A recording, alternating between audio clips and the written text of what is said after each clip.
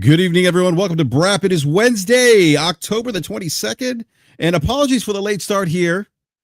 But we do have a first-time guest, and we're having a conversation about Optimus Code, rest in peace, and then just gaming and podcast history.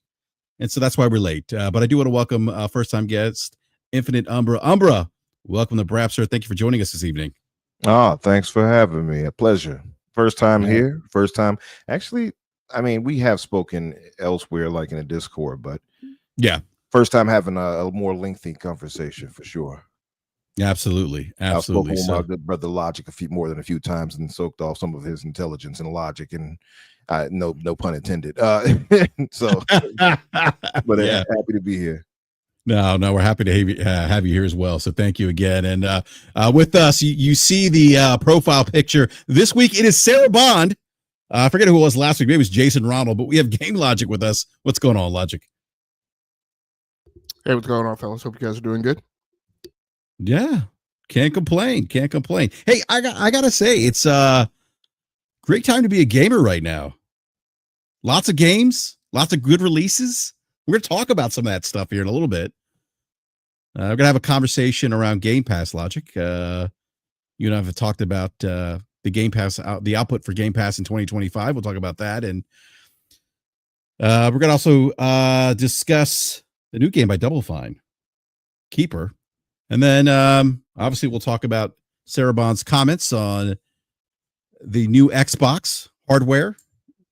And I'm sure we'll probably touch upon some other subjects here, but Umbra, I want to go to you. And one of the reasons Logic and I were having the conversation around Keeper, and I'm telling Logic, Logic, I'm not seeing a lot of chat around Keeper. It's a Double Fine game. I'm a big fan of Double Fine. I do remember the original Psychonauts on the OG Xbox, obviously Psychonauts 2, the follow-up. Love Psychonauts. Yeah, Psychonauts is great. I'll never forget when Ed Freeze revealed it. And then they're also known for Grim Fandango. But Logic mentioned, hey, he's like, Infinite Umbra is actually playing Keeper. And I'm like, oh, it's like, okay, we got to get him on the show then. Because I think, and this kind of ties into the, oh, by the way, I got to do the YouTube thing. Please, everyone, hit that like button. And please also, I'm going to drop the link here in the live chat. Please do me a favor, drop the link, share it on your favorite social media platform, let everyone know we're live. But Umbra, this kind of ties into the year that Game Pass has had this so far, 2025. I think this has by far been the best year for Game Pass in terms of releases. We had Keeper, we've had what I think is one of the best games this console generation release in Expedition 33. We've had Doom. We've had others. We had Ninja Gaiden 4 just came out yesterday, which I've been playing. I probably put about an hour and some change into that.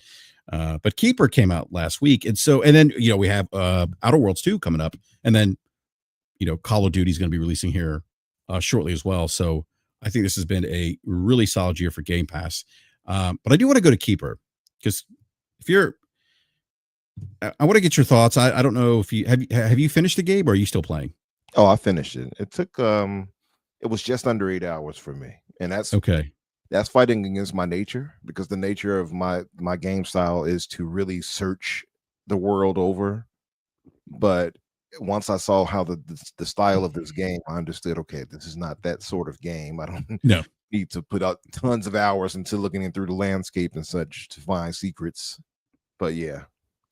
I enjoyed it a lot, really did. I did a little quick write-up for it on that I posted to Twitter. I was thinking of doing a full write-up to post to the GCP blog, but I don't think it's necessary now. But yeah. So describe your experience with this game. It sounded like you played Psychonauts. I heard you when I mentioned Psychonauts. You were like, yeah. But what did you like? Because I'm still processing this game right now. I'm still trying to understand what it is. And I'll get to kind of my thoughts here in a bit, but as you're taking this 8-hour journey through Keeper, what did you think as you're playing this game? I'm just curious because I'll share my thoughts on my experience, but I'm just curious to hear your thoughts because I think sometimes gamers have different experiences, right? With certain games, for sure. So Yeah. So walk me through that a little bit. Kind of your thoughts, your experiences of your overall experience in the game or with the game. So I had a few things, and much like you, I'm still trying to kind of process what I fully believe the game was trying to express. And it's one of those quote unquote artsy fartsy types. And right. I made a reference to, or I made mention in the Discord with the fellas on GCP. I mentioned that it had this, I believe, been on a different platform. If it had been an indie game, and or Nintendo or Sony's, I say specifically Nintendo. Which, by the way, I think they should port this over to Nintendo. But I think if it had been that, this possibly would have gone up for a nomination of indie game of the year. It's that type of game, and to their credit, Double Fine, which I also love that you mentioned. That's why I was like, yeah, let me chime in. But Psychonauts was that OG experience I experienced on Xbox as well. So I got an understanding of what Tim Schafer brought to the game. Grim Fandango I played after the fact. And I learned, okay, like, yeah, they have a very quirky style. Yeah, absolutely. Yeah, right. And so this is more of that. This is Yes. more of that, but it's a very creative, I guess, environmentally like storytelling. That's the style they're Very going atmospheric. with here. Yep. Mm-hmm. Yeah. So like they don't rely on any dialogue. You don't, Nope. you go purely off of environmental storytelling. You go off of the, I guess, emotive reaction that the lighthouse and the bird twig would give. Mm-hmm. And you go from there. So in that way, it kind of gave you more of a Pixar-esque feel, if that makes sense. Yeah. It gave a Pixar-esque feeling to me. And I liked it. I appreciated it. What I would say is that I think that Keeper is a very beautiful game in its own way. Mm-hmm. Artistically, right? Like it's not like something you're going to turn on and be like, oh wow, this really made my OLED pop. But it's stylistically great, right? So like it's really beautiful in a way that it's creatively beautiful. And you'll get a nice I guess vistas that you can look out into the world here and there, and nice colors that pop really nicely. It's just that type of game. And I don't know what I expected coming into it, but I wasn't disappointed. I was I guess the best way I can put it is that I was left still with a feeling of ambiguity. Like I didn't understand exactly what this world was, and I don't know if it necessarily means anything, because you are playing as a lighthouse, and to give slightly some away of the story, you evolve from there. Mm-hmm. And I guess devolve in some ways too. And but it's interesting. I will say that you being a lighthouse. Clearly, lighthouses are meant to, guide someone home, right? In the real world. And I think that's kind of what they were going for here, is that you're this lighthouse and you're guiding this character or these characters home, and you're trying to guide this world into what it should be, and to evolve into what it should be. That's kind of what I got from it. It's really interesting in that way. It's not a very deep game in terms of as they would say, gamer ass game, right? It's not a gaming ass game, right? You don't have a lot of gaming mechanics. Mm-hmm. Very simple in its approach. Mm-hmm. Mm-hmm. But I feel like what little they gave us, it definitely does have a bit of that Double Fine magic to it. But yeah, you just go through, you do what you have to do, and you have certain little puzzles that you can get through. They're not too demanding, and maybe that's to its detriment. Like the puzzles are not, I don't think, head scratching, right? Like you can get through them pretty quickly if you pay attention enough. And me being who I am, I typically look all over, as I was saying. Like, so I found all of the achievements related to the world by finding these secrets that you have to highlight, and and beam your light on to in an environment, right? Environmental puzzles, or environmental collectibles, if you will. So in that way, for me, it was a quick little palate cleanser. That's the best way I can describe this. It's a beautiful or stylistically beautiful, artsy palate cleanser of a game, which works out for me because I was playing a bunch. Like this year has been crazy, as you mentioned, from releases in general, but from Xbox, since I am still subscribed for now, um, I've gotten so much out of the service this year just from so many different titles to play. So this fits right into usher me in from other games I was playing to this now. Now I'm on Ninja Gaiden. So like, that I would say is what I really appreciated from it. Just to add one other thing though, I know it's not part of what you asked, but I did have this discussion too, and just knowing how Microsoft has kind of, as we've seen, downsized here and there, the thought of what would happen with Double Fine has crossed my mind. So I wonder, with a game like this, much in the same vein of a Pentiment, this is not something that you're going to expect to sell, right? This is not something that you're like, oh man, look at the numbers for this, right? I don't know how long we'll get these types of games from Microsoft, which is sad to me, right? Because I love that we get such diversity currently. I don't know how long that's going to last. I don't know if they're going to deviate from that and say, hey, we're going to need more of these service types games. Like we're going to need that return on investment, right? Like, so I'm worried about that. And I'm also worried if that may affect, studios like Double Fine that are creatively great, but may not sell extremely well, right? You'll get quality and creativity, but you won't necessarily get quantity and numbers of titles sold. And that's the thing that I came away with. It's just it's an aside, but yeah. I've actually written quite a bit about that, and I don't know if you've seen any of those things, Umbra, but my just to put a point on it and let you guys keep talking about Keeper. My own opinion is that despite Xbox's clear flaunting of any care about politics, I do think that there are some thresholds that even they won't cross. And I think that there are these sweetheart studios of the industry that have even greater gravitas, right, in anchoring than, Tango. And I think my belief is that Obsidian and Double Fine will be okay. My belief is also that Tim Schafer might be one of those, I suspect some studio like Onesie Twosie will maneuver for a Toys for Bob deal. And I feel like Tim Schafer would seek that route if he had to. But I think that those are the two sweetheart studios that will be okay. In Exile, Compulsion, Machine Games, some of those other ones that do like not Call of Duty banger, Overwatch level games. Those are the ones that I think will get nicked in the next big round of layoffs and studio closures. Yeah, I don't disagree, Logic. I think it's also a great point, Umbrella. The shift could be, more of those games that give Microsoft more of that reoccurring revenue. The Call of Duties, the World of Warcrafts, Diablo, Minecraft. Some of the Bethesda games.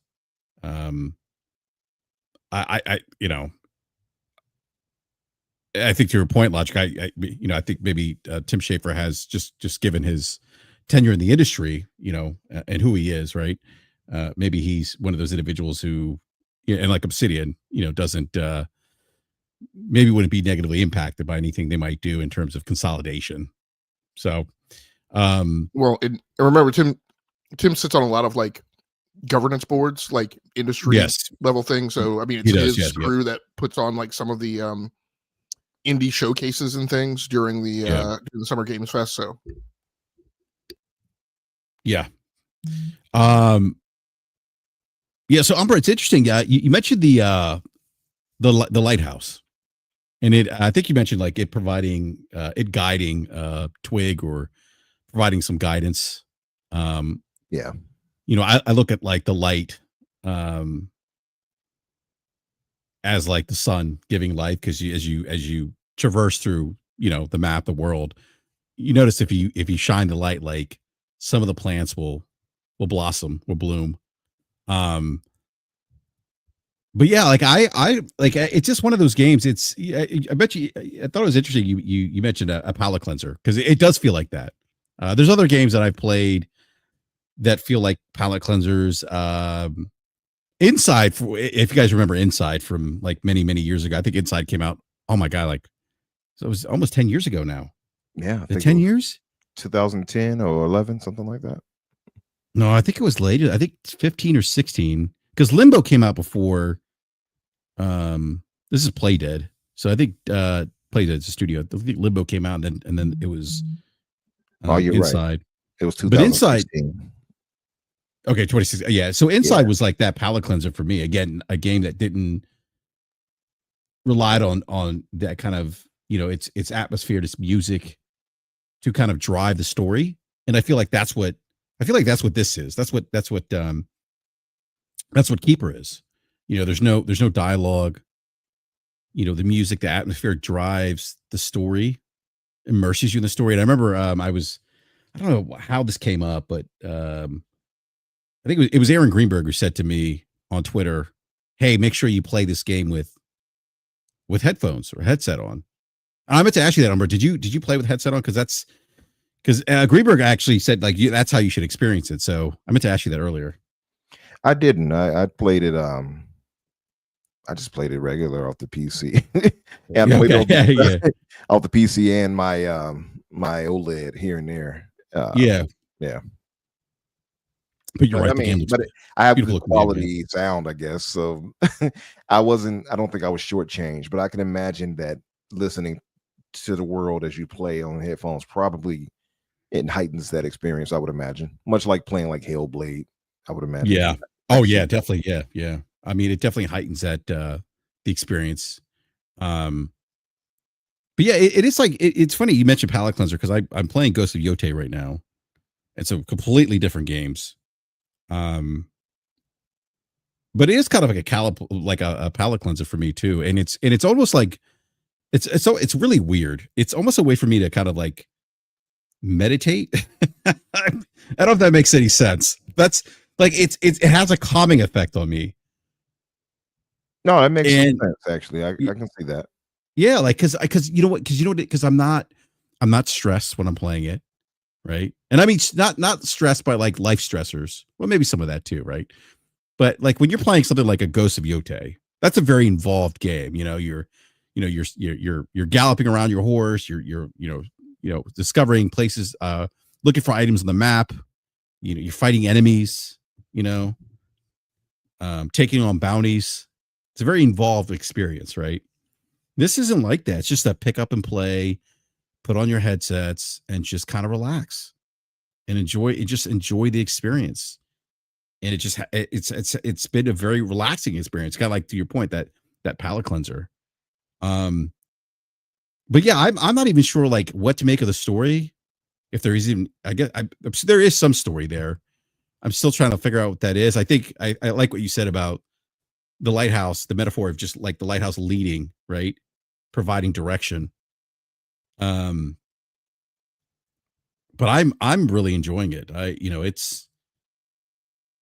It's probably from what I played so far, probably one of the better indie games that I've played. And I don't play a lot of indie games that much anymore like I used to. Logic jokes around that I mostly play AAA games, but I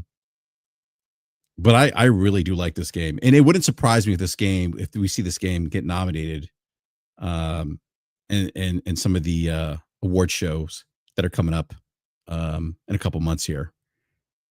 So it's definitely a game that I'm going to continue playing, and I just think it's another solid entry from Double Fine. And you're right, like it's quirky, kind of has that Double Fine vibe to it.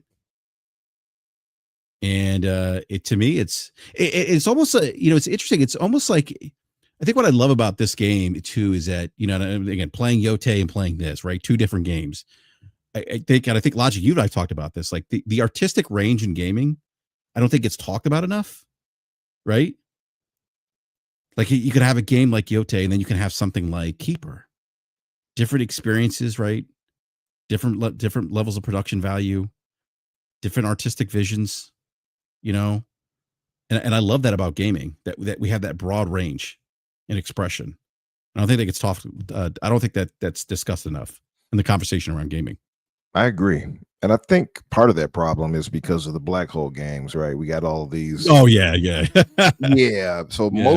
most people are on those games, unfortunate. I don't say it like to be like, oh man, I hate that. But I hate that the fact that because a lot of people will put a lot of blame on like Xbox, but Game Pass and say, hey, this is doing that and doing that. And some of it may be valid, but I feel like the bigger problem are the black hole games because people are drawn straight to the 2Ks, to the Maddens, to the FIFA style game. That's no FIFA no more, but what is it?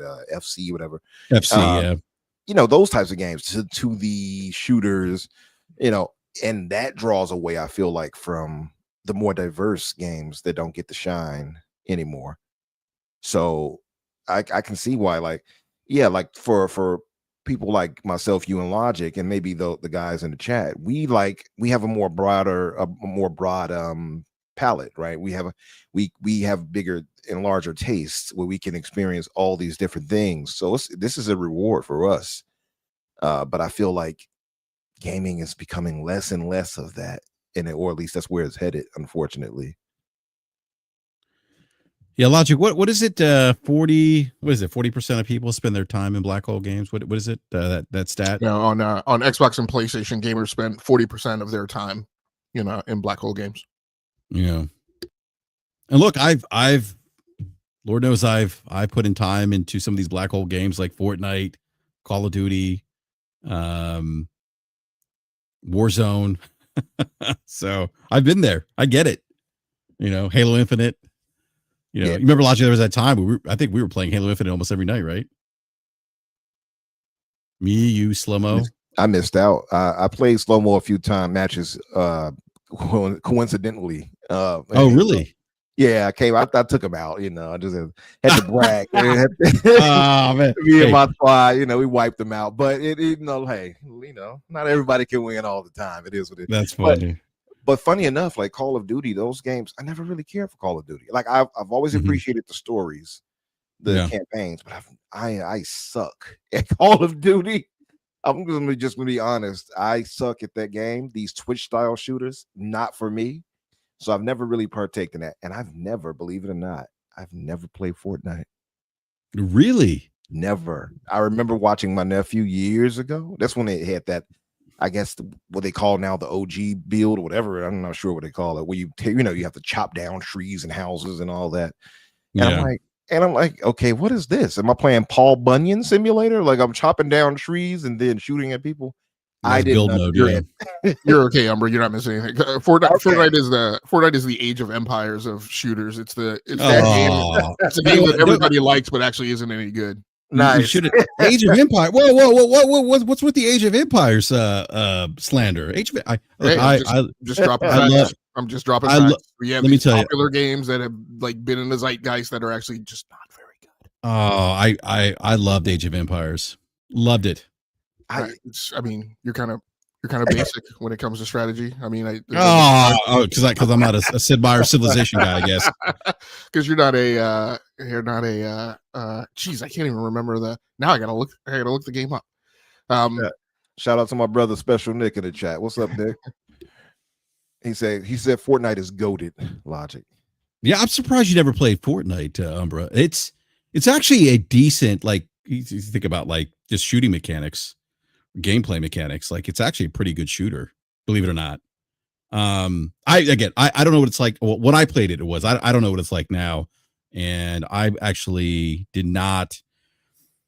I stayed away from Fortnite. To your point about the Paul Bunyan Simulator build mode, I didn't care for build mode. But when they introduced non-build mode, that's when I started getting onto Fortnite and really started playing it. And it's evolved. It's so crazy to see the evolution of it. That right? When I came back to see it, I'm like, what is this game? Because there's so much in that game world now that you can do.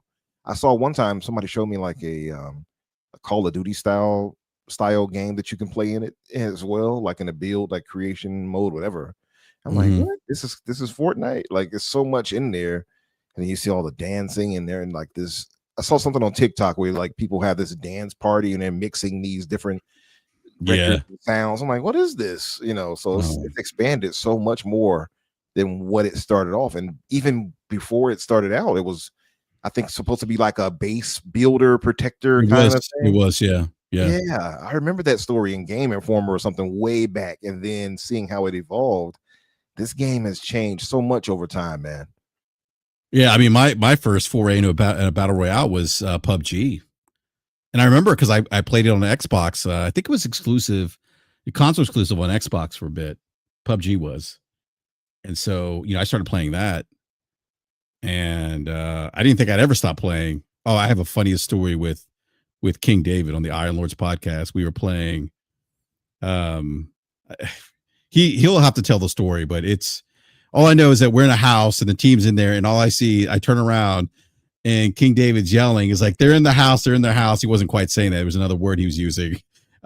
He's like, they're in the house, they're in the house, they're in the house. And I turn around, he's running down the street. I'm like, whoa, where did you go? I'm like, yeah, King just left us. But it was funny as shit though. It was funny. Wait, King left you all behind.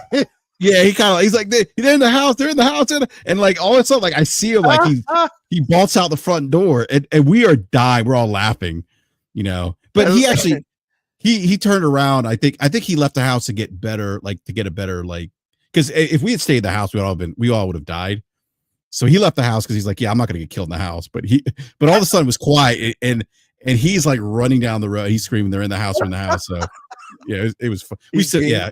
So King plays like me. He's a survivalist. Yes, yes. I played what was that? Grounded Part 1, right? And it's not my style of game. I don't really care for like, go collect all these resources. And I'm playing it, and I can't stand bugs, I can't stand spiders. And I'm seeing the leaves move, and I'm like, hey, my black sense is kicking in. Like this, it's something like a spider sense, right? It's like a spidey sense. I should not be here. Yeah. And I saw that move. I'm like, guys, hey, you all might not want to go over there. And they kept going, oh, come on, bro, it's all right. Let's go and grab these resources at night. And I'm like, nah, I don't think so. Next thing I know, I hear everybody screaming. And I'm like, nope, not me. I'm back at base, nice and safe and warm. So I see King David plays somewhat like me. So he has to survive. I get it now. I see. Yeah. Yeah. We used to actually play PUBG quite a bit together. And actually King is how, so when I started the podcast, and after I met the Iron Lords, after I met King, he actually is the one that came up with the name BRAP. Believe it or not. Oh, like yeah. He was like, BRAP, what's up? I'm like, oh, wait a minute. That actually BRAP? Yeah, actually I like that. So yeah, King's the one that came up with the acronym BRAP. So I don't want to interrupt your reminiscing, but I do want to break back in to round off my Fortnite slander. My Age of Empires slander. Age of Empires is a good game, sir. I apologize about the brain dump. I'm on the MacBook Pro, so I'm dealing with a bunch of new stuff. So I hated Age of Empires. Empire Earth is the better RTS, and I think that's what true OGs play. But in particular, I hated Age of Empires because it gave spawn to that goofy mod that they then marketed, Galactic Battlegrounds, which still sticks out in gamers' memories instead of the much better game that was purpose-built for Star Wars, which is Star Wars Empire at War. Okay, I'm done. You can go back to your regularly scheduled programming now. Oh my goodness. So yeah, I loved Age of Empires. Loved it. All right, so I'm gonna go back to so we're talking about Keeper. We'll go to Ninja Gaiden 4, because I think Umber, I think you mentioned you're playing that too, right? Yeah, definitely. Yeah, I started playing that last night. And again, this goes back to what I said early in the show, that I do think that this has been a solid year for releases of Game Pass. And I have PC Game Pass because I primarily game on, I try to primarily game on PC when the PlayStation isn't, fighting, or when there aren't many exclusives on PlayStation, like first party stuff, then I'm usually on PC. But yeah, I have PC Game Pass. So I downloaded Keeper last week, Gaiden now, started playing Ninja Gaiden 4, and I'll give my perspective here in a bit. But for those who don't know, I was an Xbox Live beta tester. OG Xbox, if you remember, Ninja Gaiden was one of those IPs that was exclusive, and we all know the Itagaki-san passed away, and what was great about Itagaki-san at the time during the OG Xbox was that he was very he basically revitalized the Ninja Gaiden franchise. And I remember at the time, a lot of people were surprised that he chose to make Ninja Gaiden exclusive to the original Xbox. But he's like, look, like this thing is not his exact words, but he was like, look, the OG Xbox at the time, more powerful than the PlayStation 2. He's like, I can't make the kind of game that I want. I can't make the kind of Ninja Gaiden game that I want on the PlayStation 2. It's not powerful enough. And so he brought Ninja Gaiden exclusive to the Xbox, and it was literally a showpiece for the Xbox hardware at the time. And I remember, the game was like just one of those. I'd have to go back. I don't even know if Metacritic has it cataloged. But I remember it was getting a lot of 9s, 10s in the reviews. I think GameSpot at the time gave it a 9. It was just one of those. It's one of those iconic exclusive OG Xbox games a lot of people remember from the original Xbox era. But it was a great game. It was not easy. Much like Ninja Gaiden 4 had that brutality to it, right? That visceral combat that we see. But visually speaking, I thought it was probably one of the better looking games at that time. For that console generation and on the original Xbox.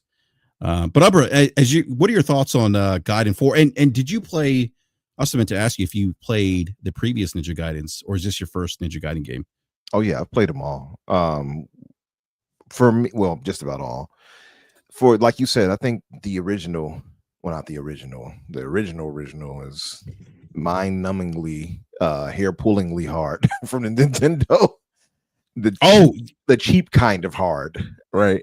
Yes, but you know what's great? You know what's great? You know what's funny about that Ninja? Not funny, but you know what's great about the Ninja Gaiden NES as we celebrate the 40th anniversary of the Nintendo Entertainment System. That was one of the first games to actually incorporate a cutscene. If you remember, the opening cutscenes to it. Yeah. Yep, you're right. Yeah, the iconic cutscene with him running through the fields and such. Yeah, for sure. And you see, and it pans to his face. Mm-hmm. Showed off those curly blue, green, brown, whatever. I don't know. His eyes have changed over the years, but yeah, showed off those pretty boy eyes for sure. But yeah, that game, man, that was ridiculous. And they continued the tradition in the Itagaki and Team Ninja in the 2004 game. And you're right, that game did get a lot of praise. I think it's sitting at a 91 still, right currently is a 91 meta. And well deserved, because it's a spectacular game. This right here is it's interesting to me because Platinum, I've always appreciated Platinum games, and Albra, you're 110% right. Released March 2nd, 2004, 91 Metacritic. Mm-hmm. Yeah. It helped solidify the original Xbox as a platform. It did, for sure.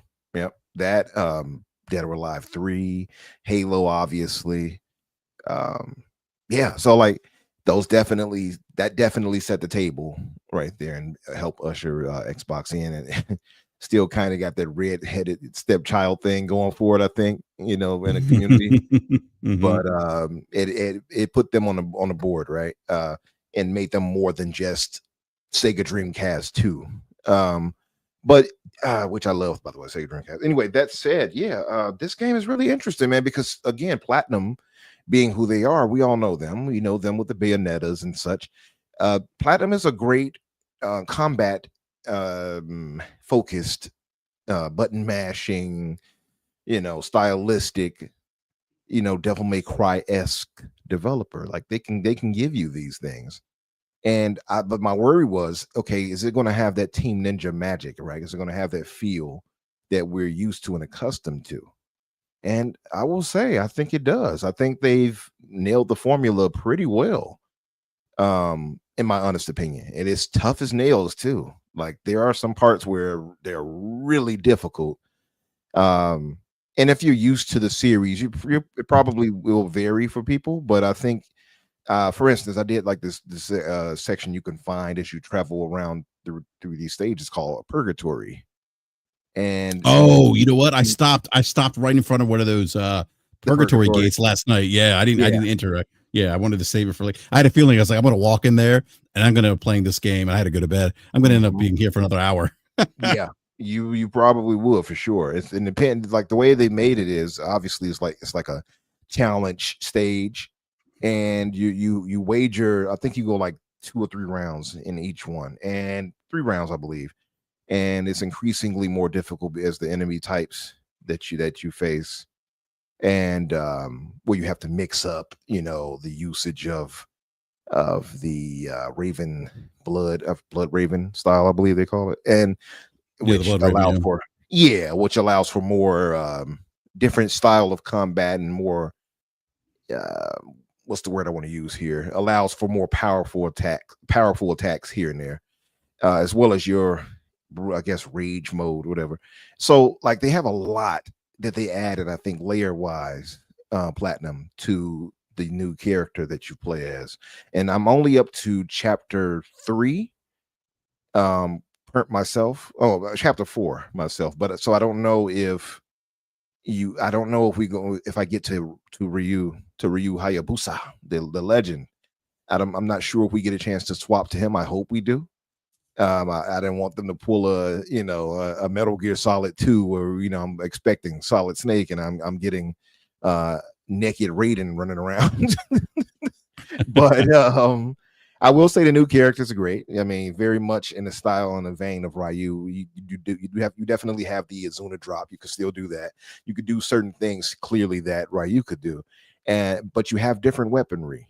You start off like a double 2 sword style, and then you will evolve from that to this twisted sword that expands into this drill. And I saw some gameplay later, obviously, where you get like a big mallet / hammer looking device or a weapon rather. So like that, they mixed and matched a lot of different things up in this, and it's really really well done. It's really engaging. You have to keep on your toes. You have to keep moving. They captured exactly the essence of what past Ninja Gaiden games give you. And in those challenge stages, like I said, you can wager your health. So you can wager as much as 75% of your health to go through these, which I did, by the way, earlier. I feel proud of myself. I got an achievement. And you can wager that and try to get through these 3 rounds. Now, when I first did it, I was getting my ass handed to me. I'm just gonna tell you, they were not, they were like the enemies are on you. They don't wait, they don't sit around, they're active. So that I think they captured exactly. What I will say, as far as if I have to give any critique currently, the world of it, there are some nice visuals here and there. I was tempted to pull out the old photo mode, which the game does have by pressing select, what we call select. I classically call select. Um, but there, I will say the level design isn't. It leaves a lot to be desired as far as like, oh man. But I'll be honest, I think it's still in the same vein of past previous Ninja Gaiden games. I never quite looked at them as level design masterpieces. You know what I mean? And what I will say, if I had to really complain about something, it is the camera placement, which has been a long time issue with Ninja Gaiden games for those who've played them. And with this one, with you having so many different enemies to face, you're gonna have to be really active on Parrying, dodging, yeah. parrying, dodging, and locking onto the enemy that you want, that you're looking at, that you want to attack, and moving that thumbstick around to get the view you need to see what's going on, right? To prevent yourself from being hacked and slashed to death. But other than that, man, I think they did a really great job.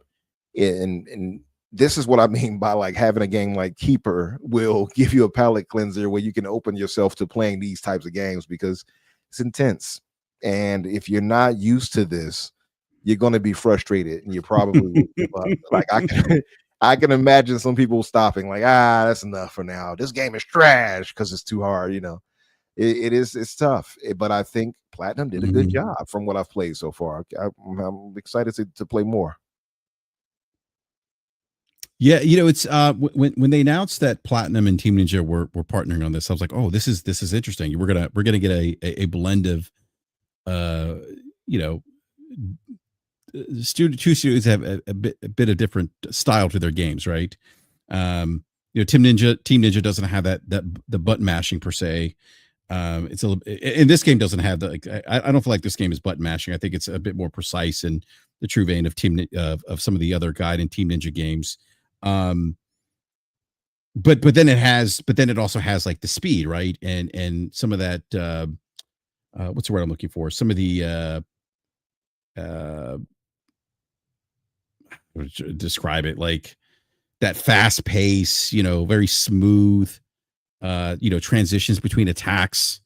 The way you parry, it's very smooth. Those things, like, to me, and there's elements that kind of the game that kind of echo Bayonetta to me a little bit. But there are also pieces of the game that kind of scream Team Ninja, that kind of what's the word I'm looking for? Kind of that you have to be precise with like your dodge and parry and the timing and using different combos and stuff like that. So I will say this, like, I don't know how I feel about the new character. It's just, I don't know. Like, I'm still trying to get used to not playing as Ryu. Like, that's kind of, I'm still trying to get over that mental hurdle. Yeah, I'm with you on that. Yeah, Yakumo, right? Yakumo. Yeah, Yakumo. Yeah, and not that like Yakumo, like it's he's a different character.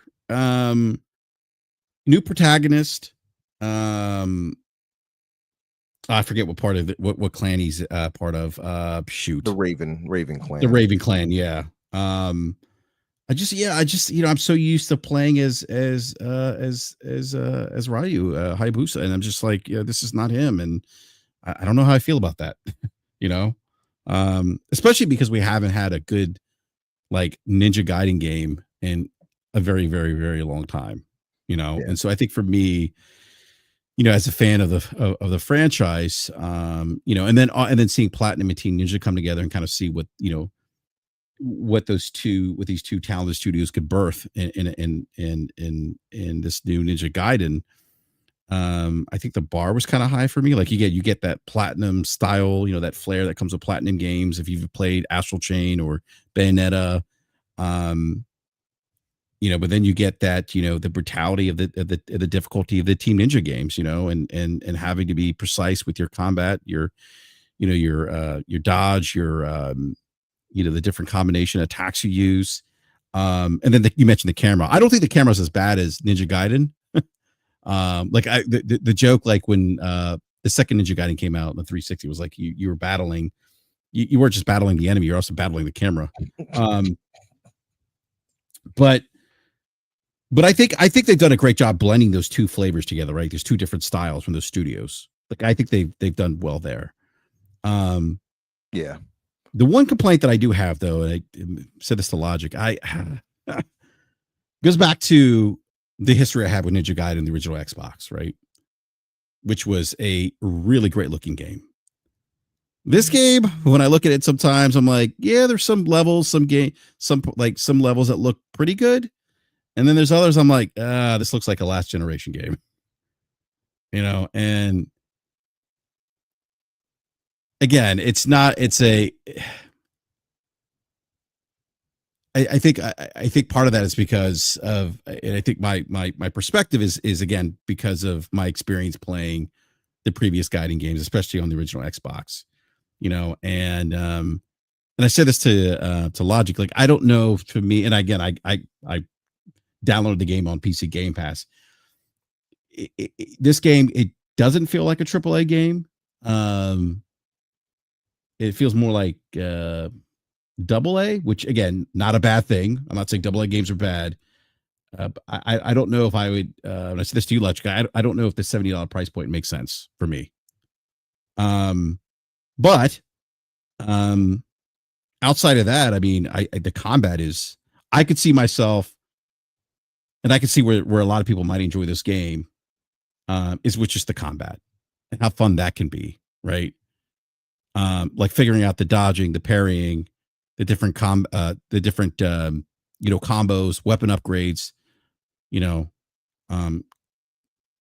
because that is fun. Like even early on, like when you fire up the game for the first time, you kind of go through the tutorial, you get kind of a taste of, what to expect with the combat and how fluid it is, and that is fun.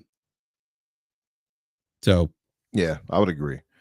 And like that's why I say like they did add up, I feel like a bit of depth when it comes to the combat, because you have so much from parrying from attacking parrying, where you can attack them and parry their attack, to blocking parrying, to I forgot the name of it right now, but after you block, you can quickly attack them as well. Well, like they've added so much, even with the Blood Raven style, like they've added so many layers of combat stylings to this that you probably won't ever run out of things to do. Like you probably won't, you'll pull off some of the same moves that you're comfortable pulling off, but you have a Mhm. lot. It's really much more expanded. It reminds me in a sense of Devil May Cry 5, which I feel is like the pinnacle of action games. And like Dante, for instance, had like, I think something ridiculous like 400 something moves he could do himself. And that's just him, right? That's I not tell you, him. when you Yeah. chain those combos in Devil May Cry 5, that is Oh so man. satisfying. Oh It's man. man. Oh, it's so good. It's so good. It feels so great, man. And then you pull off. Don't let you get that hat. The I forget what they call it, but you get the mat, the fedora, and start Mhm. moonwalking on people. It's the game is just special. I don't think any action game has outdone it, but I feel like depth But wise, don't you get like that? You get a little bit of the like excitement, right? With Gaiden, like that, like with like kind of like you described, like the combos of Devil May Cry. Like like I felt that early on with Gaiden. But I'm sorry, go ahead. Yeah, no, I'm with you. I feel like that they've gotten that here where they've added a lot more depth, and I'm sure there's more to come, because I know there's other weapons I haven't picked up yet. So I'm interested in trying to mix and match those all together in styles. I'm like, that's the thing I haven't done yet. Like I right now have access to the two sword style and the um twisted sword slash drill weapon. So I haven't tried mixing, and you can quickly switch them on the fly from pressing up or right on the directional. So I know there's probably two other weapons I'm going to get with Yakumo, down and left. So I'm imagining trying to mix those up as I'm doing combos. I can imagine it's going to be pretty hectic and fun later on. I can't wait to actually experience it. I might record a video of it and post it to my Twitter or something later once I do that. But yeah, it's got a lot more of that. So I think just the stewards of this IP.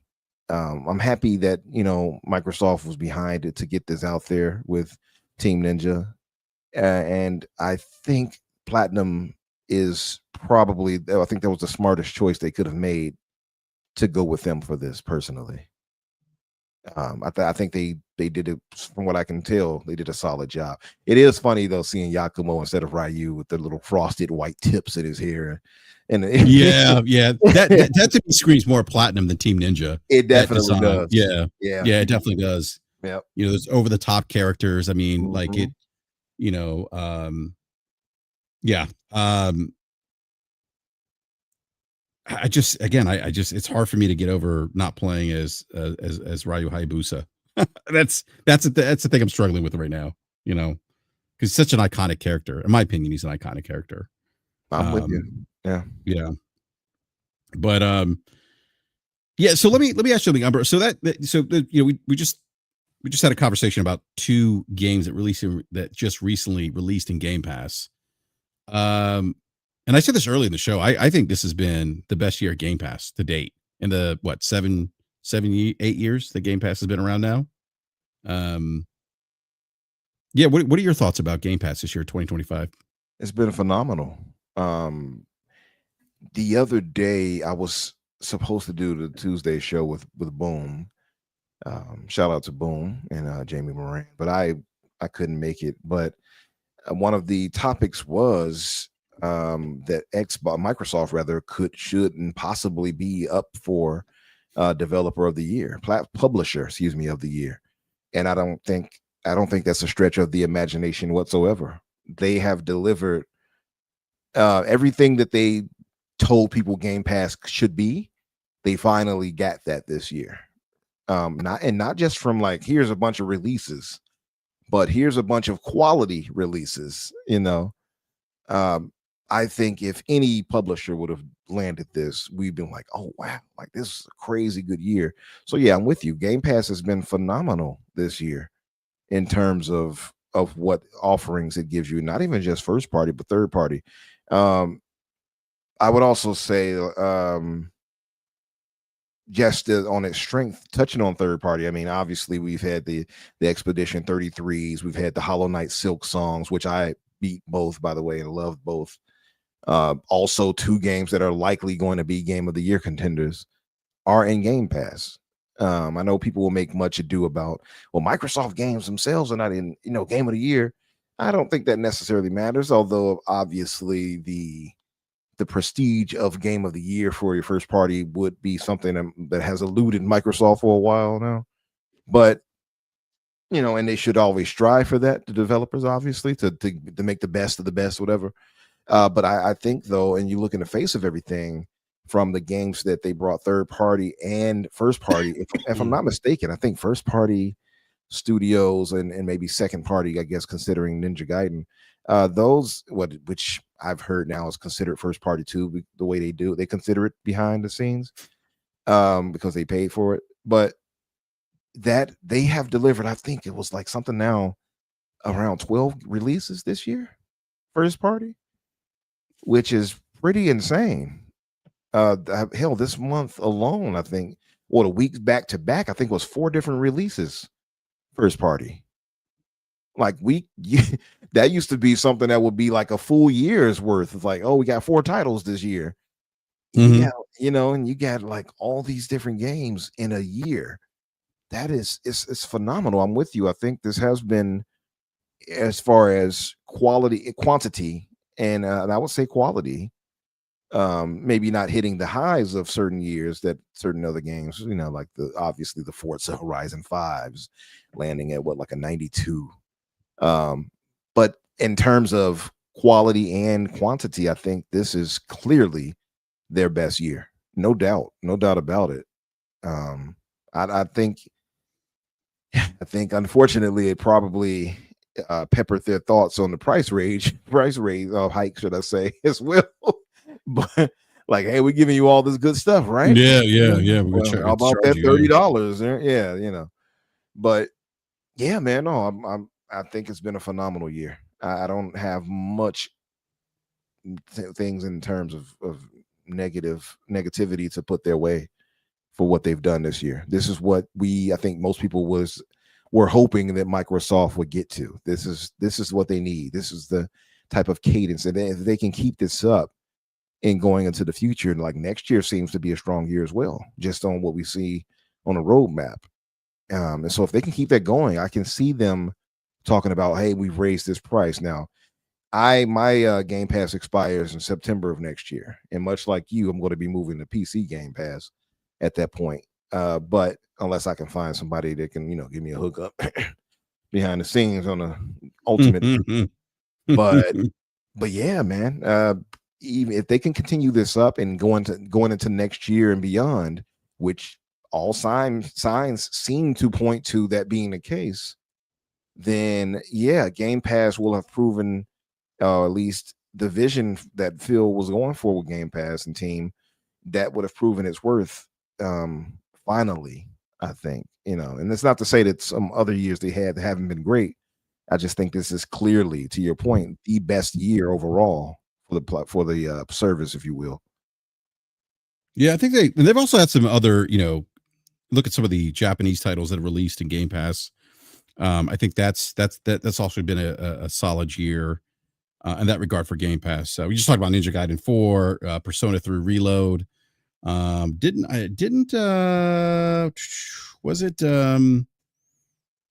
Metaphor ReFantazio release in Game Pass this year? I don't remember. I feel like it did. I believe it's in there now, but it didn't originally release in it. No, it did release like day and date, but I think it eventually made its way. Yeah. Yeah. So there's some of those other titles too. That's a great game. Yeah. Yeah. So there's other games that that released into Game Pass, post, launch, that were solid titles too. Some of the games we just mentioned, like Metaphor, I think Persona 3 Reloaded. I think that may have been day and date, I think. That was, yeah. Yeah. I thought it was huge when for them to get, some of the Atlas games in there. I think that's an area where they've seen a lot of improvement in getting support. I remember, seeing Dragon Quest 11 in Game Pass. I'll never forget that. I was telling people, like, look, if you're on Game Pass, play this game. Play it, because, like, if you want these kind of games, like, you need to play these games. You got to show that developers that you are willing to, they put these games in Game Pass, that you're willing to play them, put time into them, so they can continue releasing those types of games into the service. Because Dragon Quest, that's, if you look at Dragon Quest, as a an IP, in Japan, it's like, it was for years, it was Squaresoft versus Enix. It was Final Fantasy versus Dragon Quest, or it was Dragon Warrior Hero when it first released, which I actually still have a copy of the Nintendo, the NES version of that game, Dragon Warrior, when it released in whatever 1980 something. Wow, that's a collector's edition. Yeah, I still have that cartridge. Yeah, in the box. Yeah, I still have it. I just found it one day went to my parents' house. Where they're like, "Oh, we got some of your old stuff," and, like, it had a bunch of, like, NES cartridges. I'm like, "What?" I was like, I didn't realize I kept all that stuff, but yeah, it's in there. But Dragon Quest 11 was, like I it may have been up for some Game of the Year awards nominations. But seeing that game on Xbox was huge, because I don't think, I think that may be the first Dragon Quest game to be released, and that happened, I don't know, maybe 2 years ago now, I think, in Game Pass. So that was huge. Yeah, Dragon Quest 11, it was up for Best RPG in the Game Awards in 2018. Yeah. But, like you said, those types of games, Game Pass will introduce people to those things that they don't typically play. And Dragon Quest, I've heard Dragon Quest, by the way, was so big in Japan that they've made it like people get off day or something like that, or something crazy in Japan. Treat it like a holiday or something. Yeah, they kind of do. Yeah. It was. I wonder. I think it was more popular than Final Fantasy. I think. I wish Creative Kofi was here. He'd be able to confirm that. But yeah, I remember, like, this goes back to 20 years ago. I remember it was like, Dragon Quest versus, again, like Dragon Quest versus Final Fantasy, and then obviously Squaresoft bought, merged with Enix, and became Square Enix, and the rest is history. So, but yeah. So, Logic, what are your thoughts, Logic, on Game Pass 2025? To me, probably the most salient takeaway is, the start of the year was very strong, in my opinion. Avowed, South of Midnight, and then Expedition 33, and of course I didn't play Expedition. I didn't play any of those games in Game Pass, but to see them come into the service, I think that was good. The bottom half of the year for me personally, Gaiden's not my kind of game. Keeper isn't my kind of game. I also feel like from a company assessment perspective, I didn't feel like the volume of noise and beating of the drum and hype was as big about the bottom half of this year as it was the first half of the year. And then, of course, again, this is, talking about kind of the marketability and kind of where the company sits. You have these things coming out in the bottom of the year, after, 2 to 4 weeks of, just quite frankly, the worst PR performance, that you could possibly do, I think, as a corporation. It's really, I was really thinking today, because I really have been, my finger has been over the trigger to pre-order the Outer Worlds 2, and it feels like Sarabon and the GLT are like a press tour. And I was just thinking today, I was like, it is 7 days before the Outer Worlds 2 launches. Please shut up and get off the road and stop doing podcasts and stuff, and just, like, the attempt to push the $80 game, the Game Pass price increases, like all of these things seem, and of course, Guide and Keeper actually came out before the Outer Worlds 2, but I think because Obsidian is more well known and it's kind of the studio that is in more of the zeitgeist, it just feels like, this black cloud keeps getting put in front of the Outer Worlds 2.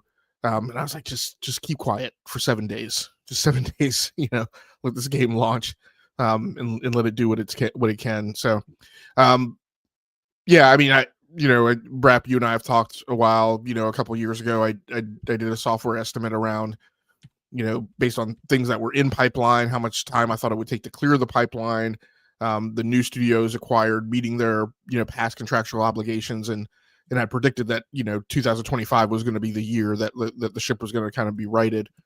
And it has been, to a certain extent, with some deviations from what, Game Pass was, was thought to, that it was going to be, a couple of years ago when we look back at their strategic statement. So it is a good overall year. But I feel like there are a few detractions to it. Yeah, no, that's I mean, that's a fair point. I mean, I think you talked about the PR thing, right? I think unfortunately, at least in my opinion, Logic, I think the PR thing's kind of, Sarah Bond going on her world tour right now. Some of the conversation, the stories about hardware. I think it's kind of overshadowed some of the stuff that's happening in Game Pass. There was some marketing with Keeper, some with Gaiden. You saw they set that Guinness Book of World Records. I think I forget what it was with Gaiden, Ninja Gaiden 4. They had like 2 helicopters or something, like flying out over Miami, like a big screen, and they were playing. I forget the influencer that was on one of the helicopters. Were playing Ninja Gaiden 4. That was kind of interesting, but I don't know. Like, has there been a lot of marketing around not Avowed, but Outer Worlds 2? I mean, I can't, with it being a week out, I mean, I don't think I've seen much. I know Aaron's usually on social media, kind of, beating the drum, if you will, but and to a certain extent, I'm kind of okay with that, with the Outer Worlds 2. Like, it's a sequel, it's a more well-known property. Obsidian has been, I mean, to me, Obsidian has been the Insomniac, right, for Xbox this generation. They've been the one studio with the consistent output, having put out multiple titles right in the course of the generation when, there were delays and other problems with the production pipeline. So I feel like there's enough awareness about it coming out. Whereas, my feeling about Gaiden and Keeper was, I mean, we didn't find out about Keeper until the showcase.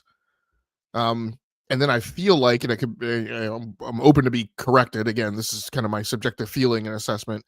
I feel like we heard about it during the showcase, and then we kind of didn't hear a lot about it. And then there was kind of a, oh shit, I forgot, is that game is coming out this week?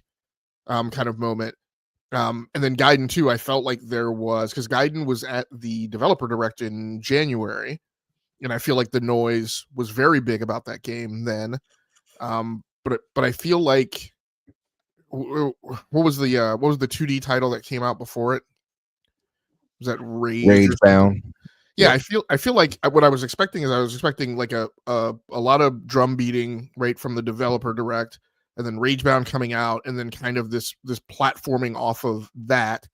And I know that wasn't, from the studios that did 4, but I expected there to be kind of a marketing blitz, around Ragebound, to kind of amp up hype for Ninja Gaiden 4. But I just feel like the buzz went kind of cold between the direct and Ragebound, and then 4 coming out this fall. Yeah, I don't disagree with that logic. I thought that there would have been a platforming off Ragebound for Ninja Gaiden 4. Like I looked at that, I was like, oh, okay, like there's a reason why they released Ragebound, right? To get people like excited, ready for the next Ninja Gaiden 4. And it's funny, we're talking about kind of the Ragebound. I'm thinking of Shinobi Art of Vengeance. And with that game, I'm wondering, like, okay, are we going to get a a new Shinobi game, right? That's going to platform off of the off of the success and the critical acclaim of Shinobi Art of Vengeance, which I have been playing as well on my PlayStation. You know what, Albert? I meant to one thing I meant that I meant to bring up too with Ninja Gaiden 4, and Logic and I talked about this. I'm actually surprised that it did not release on not PlayStation. It's on PlayStation PC, but also not on the Nintendo Switch too. I was surprised by that. Did that kind of surprise you too? With Ninja Gaiden 4, somewhat. I feel like, I know you mentioned earlier the visuals aren't as strong, maybe, so it's possibly a cross-gen looking title in ways. So I could see it possibly appearing on the Switch. I don't see why it couldn't. I know it's Unreal Engine, so maybe it's too demanding for the Switch. I don't know. The Unreal seems to cause issues for people, right? My favorite engine, but it causes issues. But so yeah, I could actually see that over there on Nintendo, actually, now that you mention it. And it didn't really cross my mind, but I think it would do well on the platform, actually. And I think right now, especially because I don't think, well, they did just have the Pokemon game release. But yeah, I think now would be more of the time to do it before more of the heavy hitters land on Nintendo. So yeah, I could see this actually doing pretty well. Maybe it's in the works. Maybe they'll have a port for it in the future. We'll see. But yeah, I can see that. I can see that possibly being the case. But I will agree on the whole marketing aspect. I think we've come to accept that from Microsoft, that they don't typically, market their games in the traditional way anymore, right? You'll hear word of mouth. You'll see an advert here and there. You'll see Aaron Greenberg, like you mentioned, posting about something, and you'll see people like, influencer types maybe saying something here and there. But traditional marketing, I think they leave that to Game Pass now and say, hey, these are all these games, you get it here, right? Like that's their thing. Is Game Pass is the thing that they're trying to put out there, and it's not so much as I guess sales. They leave that for the big heavies like the Call of Duties, right? Like that they'll market, or at least they'll allow Activision to do their thing and market it. But as far as these titles, like you guys were saying, yeah, I think they leave it to Game Pass to be that marketing part for it, to say this is what you need to jump into Game Pass to get these games. They don't market traditionally anymore. I don't think it's a necessarily the wisest decision, but I don't think it's a mistake that we've been seeing them handle things this way for so long. Right. I think it's a specific effort of theirs to not put money into marketing like that. Matter of fact, didn't they lay off a bunch of the marketing people, I believe? I mean, they laid off some. I don't remember what the numbers were. I mean, they have a marketing budget. Their marketing budget waivers each year, but I mean, you can kind of look at some years and see that it kind of at running average over years is like 500 million. Right. So it's in their marketing department in the past has been 300 plus people. So I understand what you're saying, and as I draw this analogy, I'm not saying that I expect it to be equal, but again, my feeling about Doom: The Dark Ages is I feel like no one let me forget about that game. Right? Like I feel it was shown, and then I feel like every week, and maybe that's kind of the old Bethesda ethos and like the developers talking about it or whatever, but I just feel like I was constantly being made to salivate and think about that I'm going to be playing Doom: The Dark Ages soon, and and their developers were on like a press tour, right, and their leads of the studio and stuff were going around to like podcasts, and I was like constantly hearing about it. And I'm not Doom is a vaunted franchise with decades of history. It is one of the most influential titles, right? And it plays a role, right? So, and I get that these aren't those titles, but all I'm saying is that I feel like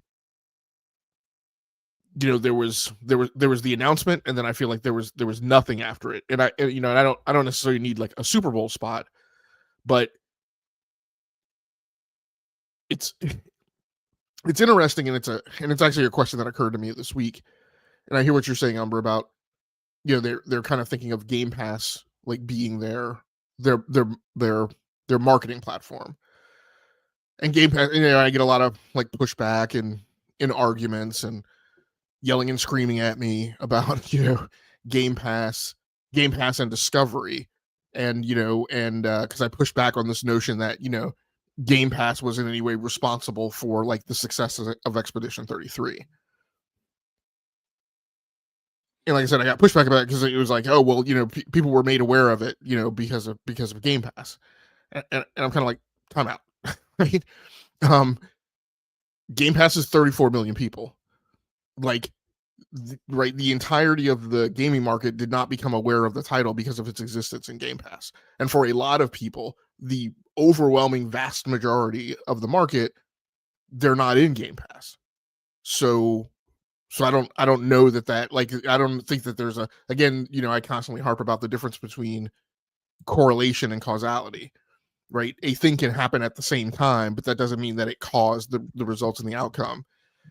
And so one of the larger questions I've been wondering about, because it kind of struck me this week, is there's this ongoing, I'm going to use the term narrative, about PlayStation, right? And, but they just sell consoles to the same people. And it ties into other narratives, like there's no growth and all that kind of stuff. But the question I want to ask is, okay, so if there's an argument that PlayStation just keeps selling to the same people, which they're not, because they're actually selling to people who have defected from the Xbox platform, as well as new gamers coming into the market. One of my questions about the marketing of Xbox's marketing, and this is in conjunction with these last 2 weeks of like news about like what Xbox is and where they're going. And I was thinking about it, and I'm like, their messaging is like, it constantly only appeals to the people who are diehards and are already wrapped in the veil and are already in the system. And I'm kind of like, in this, for people on this show who have unfortunately heard it probably 100 times, it goes back to my whole example that I point to about Marvel Civil War, where I argue that there was no need for you to name that movie Civil War, because the only thing you did was piss off comic book people who knew it wasn't Civil War. And I'm like, if your marketing messaging is constantly always going to the same people that you're constantly selling to, and you already have people, those people are dedicated for life. They're not going anywhere. When does your marketing ever become for the people who aren't in your ecosystem? And what are you doing to attract people into your ecosystem? Because if Game Pass has kind of peaked and it's only going to kind of creep and crawl along, what are you doing to get people in? Like, you're putting games in it, great. But like, if the people who are not in Game Pass are not aware that those games are in Game Pass, then how do you ever make the boat go?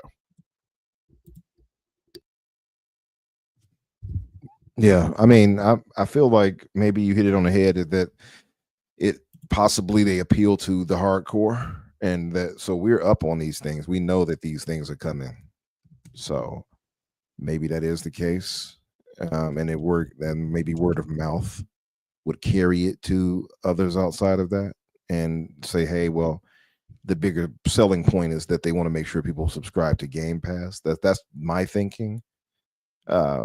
So I can kind of see that as well. I don't think they're trying to appeal to the casuals necessarily when the marketing part anymore. So here's my question, Umbra, and I this is this is not an ambush. This is not a gotcha moment. This is like a poignant question that you just opened up. So if that is the point, how many people are talking about Ninja Gaiden and Keeper? Like, I know you're talking about it, yeah, and I know BRAP is talking about it, right? Not many, I would imagine, Logic, and that's unfortunate to me, right? I mean, I'm not seeing a lot of conversation around Keeper even on social media. No, it's and not true. even really Gaiden 4, which I'm kind of surprised. I mean, unless I'm not seeing it because of the algorithm, whatever. But I mean, are you seeing conversations, around Ninja Gaiden 4? I've seen about both, but then again, it's the algorithm, like you said. It's the people I know that are Xbox gamers, etc. Right? But in a wider sense, no. Right, I'm not seeing it for either in a wider sense. But to be fair, I'm not seeing a lot for that for any of these games. Even for Yote, I'm not really seeing it that way. Maybe it's because I've been more attuned to politics lately because of the sad affairs of what's going on lately. But to be fair, Yeah, but for these two, with with Ninja Gaiden 4 and Keeper, again, I think the size of Keeper being what it is, it being this kind of indie small palette cleanser game, that type of game would never get the, well, I wouldn't say never. Let me not say never. I think typically it wouldn't get the shine anyway. I feel like they would be wise to bring it that to, you talk about Ninja Gaiden going over there. I think both should go over there to Nintendo. I think this would be one of the games that they would send over like Pentiment to another platform. This would, I think, possibly excel on the Switch, Keeper, and Ninja Gaiden for sure, right? But yeah, no, I haven't seen much in the way of conversation around either of them. But I don't know if necessarily if that is a matter of the lack of marketing or the overabundance of releases, right? Like that's the thing that I'm not sure if, because going back to the causality, point that you point out, Logic, is like, how do I know this is because of that? I don't, because there's so many other games out that are taking people's attention away. It's tough to say, oh, because they didn't market it, that's why it's not getting this, right? And so I don't know how to quantify that. So I mean, that's a good question. I mean, the two thoughts that raises is number one, and not saying that push back, but C Fresh mentioned in the chat, Yote is all over the timeline. So for me, and it's not just like the PlayStation preferred platform people, right, that are in my social network, but it's also live streamers and other entertainment outlets. Like Yote, to me Yote has caused a similar volume of conversation, not equal, but similar, in terms of the conversations people were having about like their highly variated experiences in it, that Expedition 33 did. So because when Expedition 33 hit, there were lots of conversations about people who were experiencing it, but like some of it was the same, but a lot of it was about different, right? Because lots of people went off the beaten path, and other people finished it faster and did New Game Plus and like it. So there weren't just conversations about Expedition 33, but there were conversations about the different experiences. BRAP and I have talked about how we liken that to the conversations around Baldur's Gate 3. That there were all these conversations, and BRAP and I had very many intense conversations, and then we would see them online about like we made different choices because there were lots of like critical characters that I killed right when the opportunity came up, so they never joined my party, so I just never had like those storylines, but then I had other storylines. So I feel like I'm seeing that in very similar fashion about Ghost of Yote. The thing you brought up about well, it's because there's lots of content in Game Pass, and so if I draw out like the data centricity of that, what that means is that there are fewer bodies per title on a given game. So I'll say, like, there was a conversation, right, that I had when I was in the GCP chat with a person who was convinced that the arrival of like multiple titles concurrently into Game Pass on top of each other was not mismanagement, but was in fact intentional. And so something like the Elder Scrolls Oblivion remaster showing up like the day before Expedition 33, that it was this effort to like try and draw people, right? But it seems like a negative impact of that then is the thing that you mentioned, which is that if 2, 3, 4 games arrive in Game Pass, all kind of overlapping each other, then at the end of the day, you have less overall buzz per title because you have less bodies on them. Everybody's in a zone defense instead of going man to man. And again, when what's needed is the pushing of awareness out to the wider audience who is not in Game Pass, it seems like that could potentially get diluted. Yeah, I can see that, and I think that's the gift and the curse of this year, as we were talking about. Like, there's so many releases, right? And Game Pass has had a bunch of great releases this year.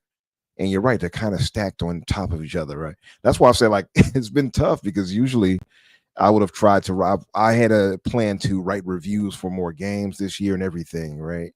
But the overabundance of games that have released, it almost felt like a job to where I was like, okay, I got to get to this game now. All right, I got to get to this one now because they were like back to back to back to back, like it was nonstop basically this whole year, and maybe that it is detrimental to certain releases. Uh, what you Oblivion, which is on my Mount Rushmore, by the way, of gaming, that didn't suffer necessarily, right? It did pretty well. It probably could have done even better had it not been so close to E33, but it did do pretty well, as we saw sales wise. It peaked up on Steam and things like that. I don't know how well it did numbers wise, but I definitely know it charted and such at a point, and it had a good amount of buzz. But I think, yeah, maybe it's the case that, much like a Titanfall, where you got such a great game, but then it's overshadowed because of this big release, right? Sandwiched in between these games, the Call of Duties and the Battlefields. And that's another thing. We got Battlefield 6 that just released. And now you like, oh, here's Ninja Gaiden 4. Well, most people are back to the conversation we had earlier. They're on these black hole type games, right? They're on these shooters, so like it's tough. It's just so I don't know if necessarily marketing would correct that either. You know what I mean? I don't know if, hey, put some budget into marketing this would take people away from the gaming trends they have been on for so long now. I don't know if that would pull them away and say, all right, I'll play Battlefield 6 another time. I don't think that would do it. I think we're just in a new kind of landscape as far as I don't want to say new, but I think the gamer that we are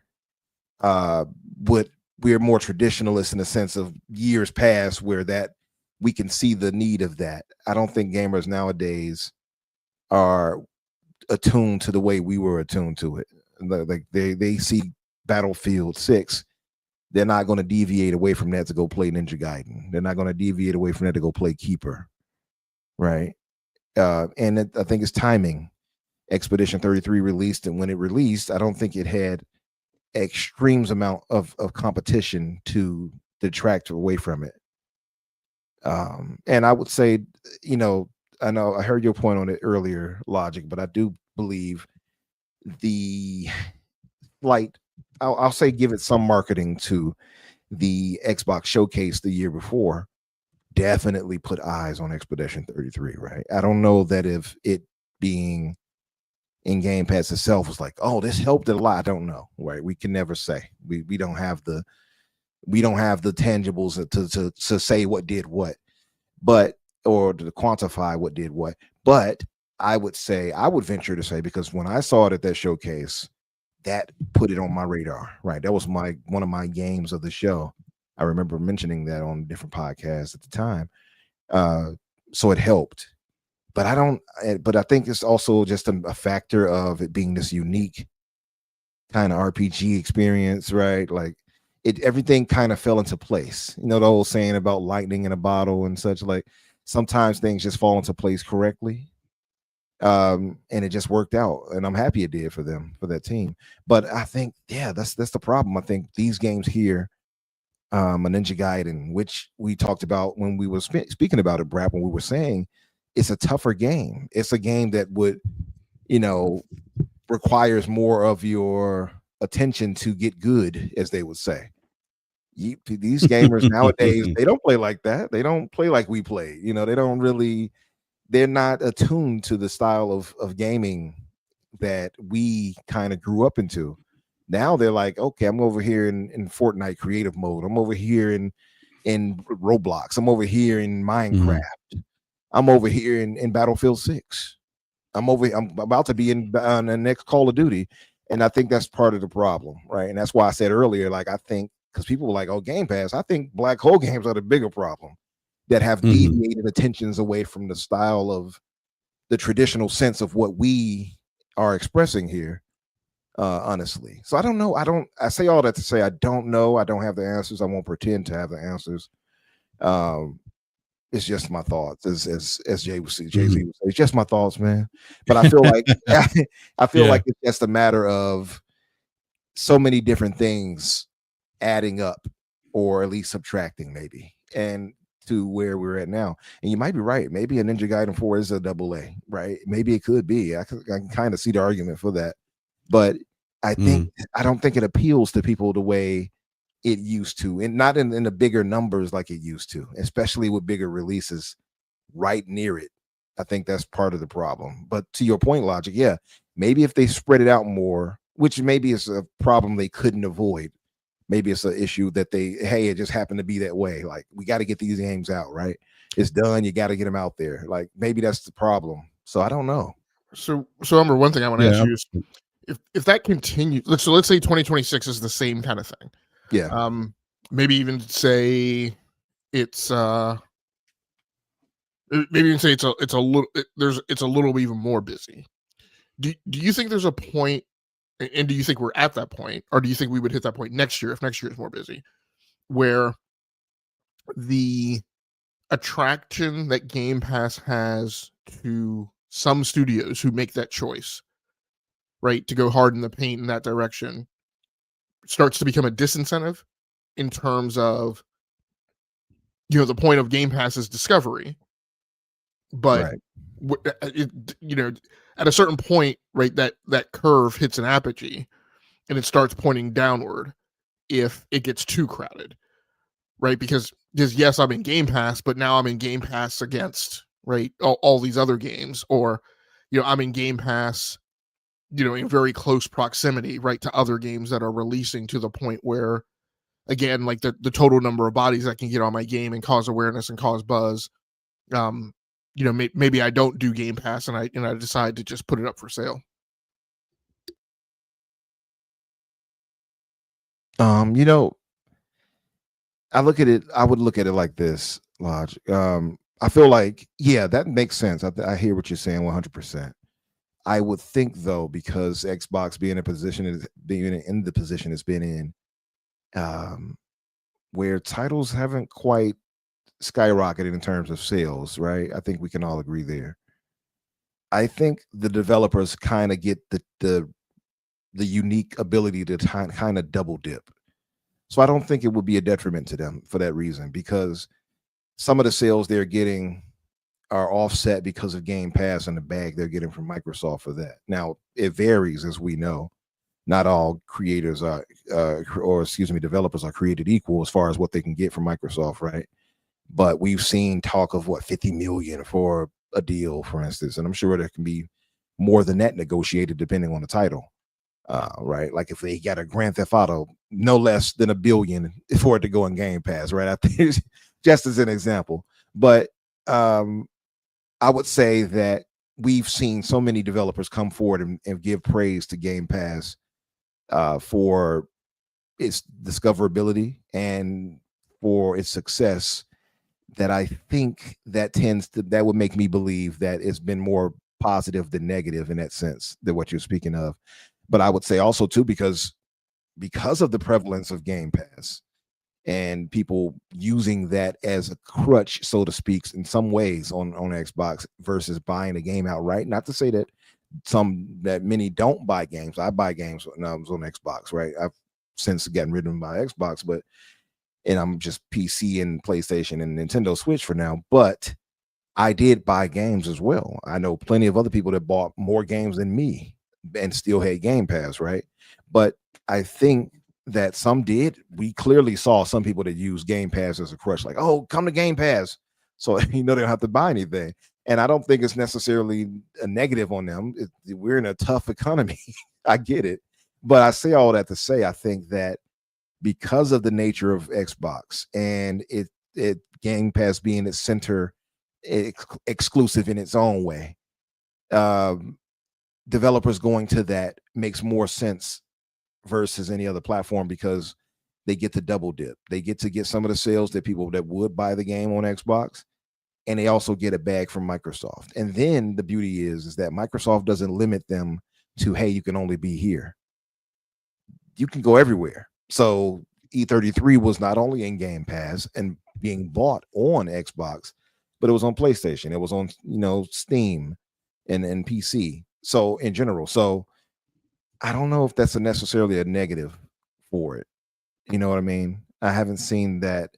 I've seen maybe one or two developers where they were like, "Oh, this," they maybe had a complaint, but I think the overall consensus has been positive for developers when it comes to that. You know what I mean?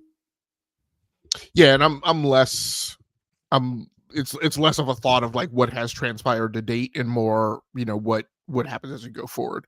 But no, I appreciate those thoughts, and like, it's not a matter of, landing on the right answer, as you said, right? It's just a matter of kind of entertaining these possibilities and kind of having that conversation. So for sure, good for sure. thoughts. Yeah, because we're all we do is speculate, right? We don't know until we know. So you could be right. I leave myself open to the possibility. You know what I mean? I know you have great insight when it comes to that too. So and none of those. I mean, none of those were things that I think that I'm right about. I mean, half those questions were things that just occurred to me like in the course of the points you brought up. So, and that to me is the more beautiful and elegant conversations to have about gaming, right? Is that Socratic method of kind of going back and forth and kicking things around and seeing where we both land. So yeah, no, good talk. Yeah, you know what I found interesting too, the conversation is a great conversation, by the way. We because we've talked about the black hole games. I think it's come up a couple times now in the show. I think that I think I heard you say, Umber, like kind of like how we are, the way we used to game, or how we're older, right? And then we see these other gamers that are maybe probably don't engage with content the way we do. They're more focused on these live service black hole type games. I think that also speaks to the dynamic and how diverse the pie is now, right? And how because when we grew up, I feel like there was, like you were kind of like funneled into console gaming or PC gaming one way, right? There was only certain types of games. There wasn't the internet back then. We didn't have that level, that social connectivity that we have today. And I think that's in part why some of these black hole games are attractive to certain consumers in the market, because they do offer that social aspect, right?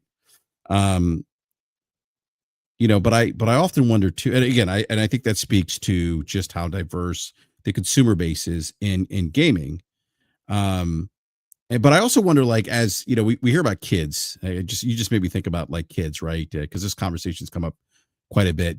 The kids, they're only going to game, and they're only going to play Minecraft, or they're going to play games on certain devices because that's how they grew up gaming. And I often wonder too if their taste in the types of games that they play will change over time.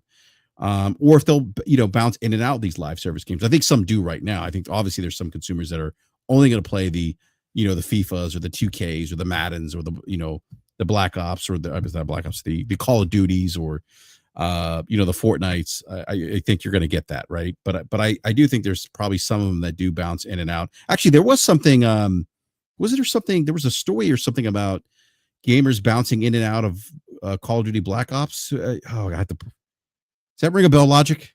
There was something about that recently. I mean, the tail of the tape on Black Ops is, the total engagement was down through a certain point of this year post release, and that there are other knock on effects, like we tend to see Game Pass. It's weird. They claim trend data, but it's like Call of Duty's only been in Game Pass 1 year. So I guess I'll call it's more of a belief that, when Call of Duty is about to come out, you will see more people on board in the Game Pass. But then, it mentions what happened last year was that, then as you go into Q1 of the following year, then you see like people fall off. I do want to ask you to pump the brakes a little bit on one thing, BRAP, that occurred to me as you were kind of going through. That is, I'm going to state this as a statement, which is normally my method of asking a question, but it's going to sound like a statement. So correct me if I'm wrong. We have not seen any generational age demographic data, right, like to cross-reference with those percentages of people in black hole games, right? Like I think there's an assumption that when we say 40% of players on Xbox and PlayStation spend their time in black hole games, I think there's an assumption that that's a bunch of young people. And I don't know that that assumption is correct. Well, I mean, logic that might be generated by one fact or one thing. If you ever go in a Call of Duty chat room pre-game, there's a bunch of little kids and they have and they curse a lot. I mean, but that's that's kind of a joke, by the way. But yeah, they're the dum-dums who are on headsets, right? But like, there's plenty of old people in those lobbies too that are in private chats that just don't want to be bothered. So you don't know that they're there, right? And the reason I raise this up as a challenge question is, it's a great question. There's lots of us who are older gamers who didn't get in right to the games as a service thing, right, when they came along, but we're very much in like multiplayer, right? So like, your Xbox 360 generation, Xbox Live, big into multiplayer. We were kind of all in these packs, and even then, I remember those. My pack was highly migratory, right? So it's like I would get in a game, we would be playing Gears. Me too. 60 days after Gears, I'd be like, hey, you guys want to get together and play some Gears? And they'd be like, no, I took it and traded it in to get another thing. I'm like, what? Mm-hmm. I spent $60 on this game, and you guys traded it in like to get the next new hotness. Oh yeah, Rainbow Six Vegas is coming out. Like we gotta move. Yeah, I remember that. Yeah. So what I believe, and then and this is kind of in conjunction with like time I spent in the live streaming community. There are people, and they're not only young people who aren't sparked right by story in games that are their sweet spot is social. I kind of talked, I've talked frequently about like these whole packs, particularly in the live streaming community or satellites of the live streaming community who like they're in a rotation. Like they play Call of Duty until Call of Duty nerfs some weapon, and then like two members of your pack get pissed off, and so okay, well let's go over and play Destiny 2 next week, right? And they play that, and then they're like, this is some BS, or like this raid is crap. Let's go play Battlefield, right? And they just constantly go in this rotation. And like I said, I don't know, and I'm not saying that it's correct one way or the other, but what I'm saying is it is very strange that we haven't gotten any of that age-oriented data, and I think many people have jumped to the conclusion and the assumption that like it's younger people driving that, right? Well, but what we do know is we do know the older people are the ones who spend money, and so the billions of dollars that are being generated in those games, that's not being done by the broke ass kid in college who like is wondering whether or not he can put gas in his tank or get to McDonald's, right?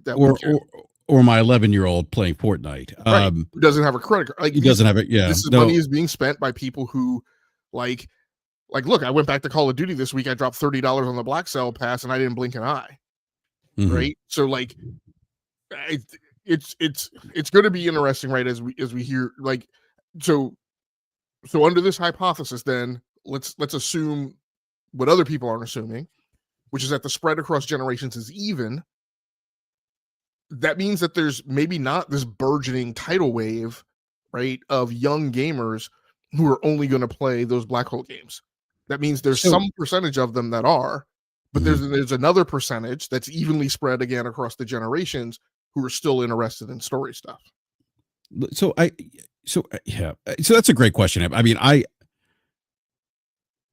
don't think, like, again, I haven't seen any specific data that shows that, okay, like, 80% of, kids, I say kids, but, gamers, 8 to 14 play, Fortnite, whatever the case. I haven't seen that. I do think, though, I think there might be something on like the profile of gamer that plays like Roblox and like what's the other? Minecraft. I think that's out. You can have that argument. I'm not arguing the Roblox. Look, I'm gonna torpedo this whole Roblox BS. Why are we? Because Roblox makes $4 billion a year. Minecraft makes in the hundreds of millions. So we're all like finockled over ourselves over $6 billion in a $95 billion game industry, right? About that being the future. And I'm like, that, it's less than, what is that, 5% or something like that? But it's got a long way to go before that becomes the big thing that I think people think it is. But is it also, do you think it's also the perspective of parents who are having this conversation, right? That are saying, oh, well, I see my kids, because I've had this conversation with OBM quite a bit, where he's like, well, kids, they're playing on tablets, and and I'm like, yeah, they are, like, my kids have done that, but I also see my kids playing on, or wanting to play now on PlayStation 5 or PC. And if we look at the ESA survey that just came out, and the other survey you shared a couple weeks ago, we do see that Gen Alpha, Gen Z are engaged more on gaming consoles than Gen Alpha, or I'm sorry, not Gen Alpha, than Gen X, and Generation X. Like, the percentages are actually going up as you go to the younger generations, right? Who are on console and on PC. So I just wonder if, like, again, there are some kind of, mass hallucination going on, right? Where people have made this, this assumption, and this assumption has kind of become truth. And we haven't had that, pause moment to say, well, what, just entertain the thought, if that wasn't the case, what would that possibly mean? Yeah. But it also begs the question. I mean, are children going to have the same, just because they grew up gaming a certain way, are they going to want to game or have those same experiences as they get older, as their tastes change, right? Like, look, I don't expect my kids to eat McDonald's when they're, well, maybe they will. That joke that I have, I don't expect my kids to eat McDonald's because they grew up eating McDonald's, when they're 40, 50 years old and they have, disposable income. Rob, these kids might all be playing on the holodeck. Like, I mean, well, that's the other thing too. I mean, they may be playing on the holodeck at that. My kids may be playing on the holodeck at that point and having completely different gaming experiences that we're having now. So there's that. But no, I think that's a interesting question. I think we've probably just, it's because we've heard it so much. We've just probably all assumed that, assume that in fact was the case, that it's the younger people that are playing. But to your point, when you look at, like, the revenue that Fortnite drives, it's not kids that are driving that. It's the older people that have disposable income, the whales. It's the whales. It's the slow-mos. I mean, slow-mo's not here, but it's a slow-mo. Slow-mo is the whale of Fortnite. Yeah. It's not, look, it's not the broke ass 20-something-year-old college kid who's got crap tons of loans to pay off, right? Who, like, literally goes to the grocery store and has to choose between beer and toilet paper. He's probably picking beer. That's not the dude running around with, like, the skins, right? Like, that guy's running around with all the free stuff. Like the people buying the Wolverine skin and all the Marvel skins, like you said, that's slow-mo.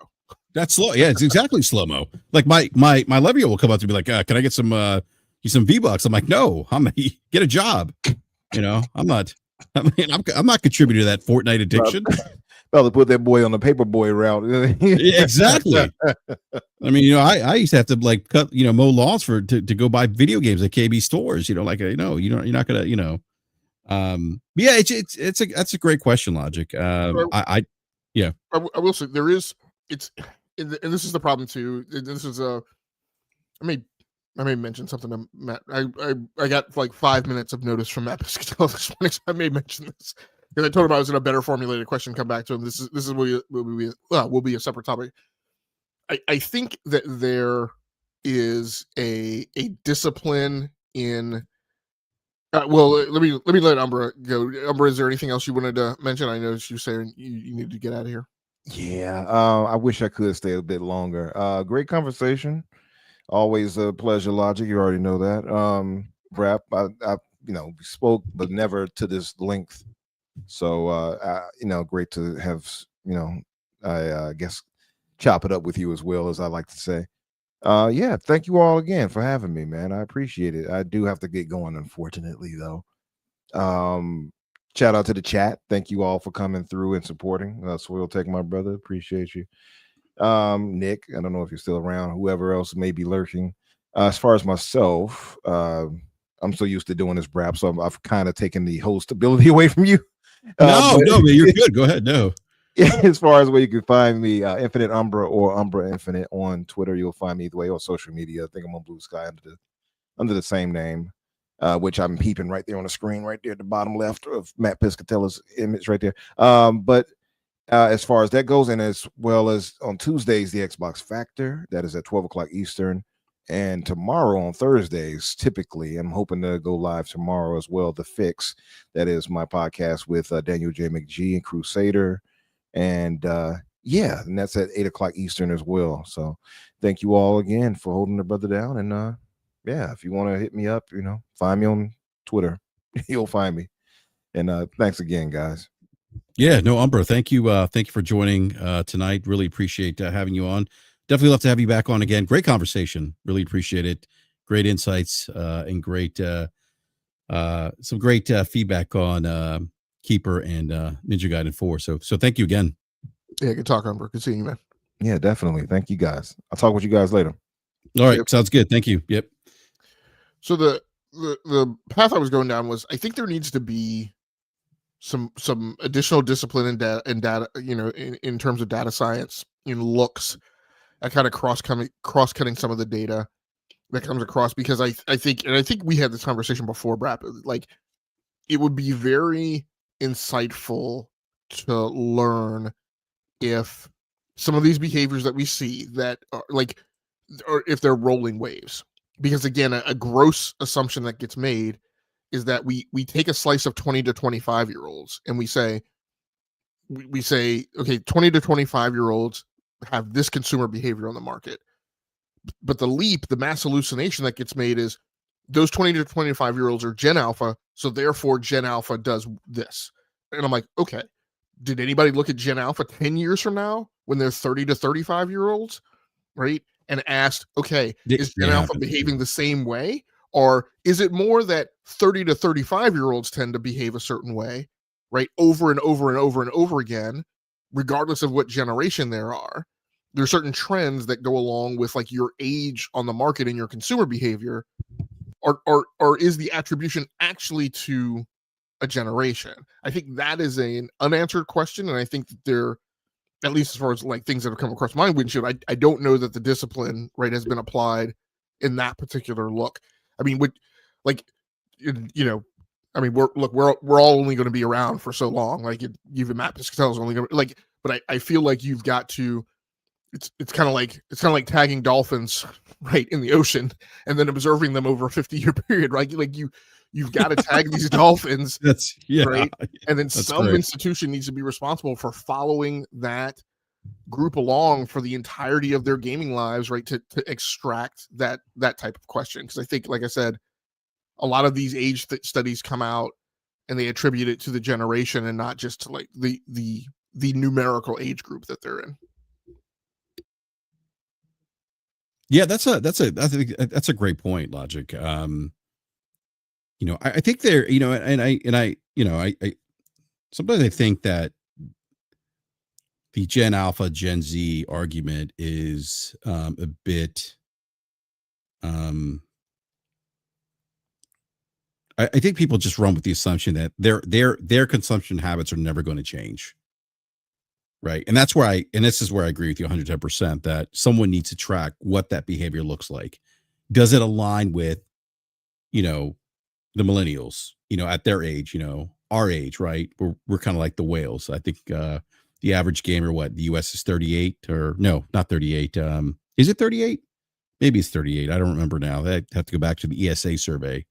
But we do know that, Matt's talked about this. We do know that the older gamers, if you will, are the ones that are spending the most money, Yeah.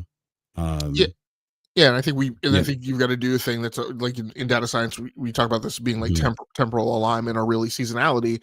Like I think you have to observe the behavior that's going on and also then like cross-reference that mapping to like availability. So for instance is I'm willing to bet, just as a hypothesis, that 20 to 25 year olds were people who tended to shop a lot more out of that bin of games, right? That was always at the, near the GameStop cash register that were like the $5, $10, and $15 games, right? Or the games that were on the super discount, right caddy as you walked up to the register at Target.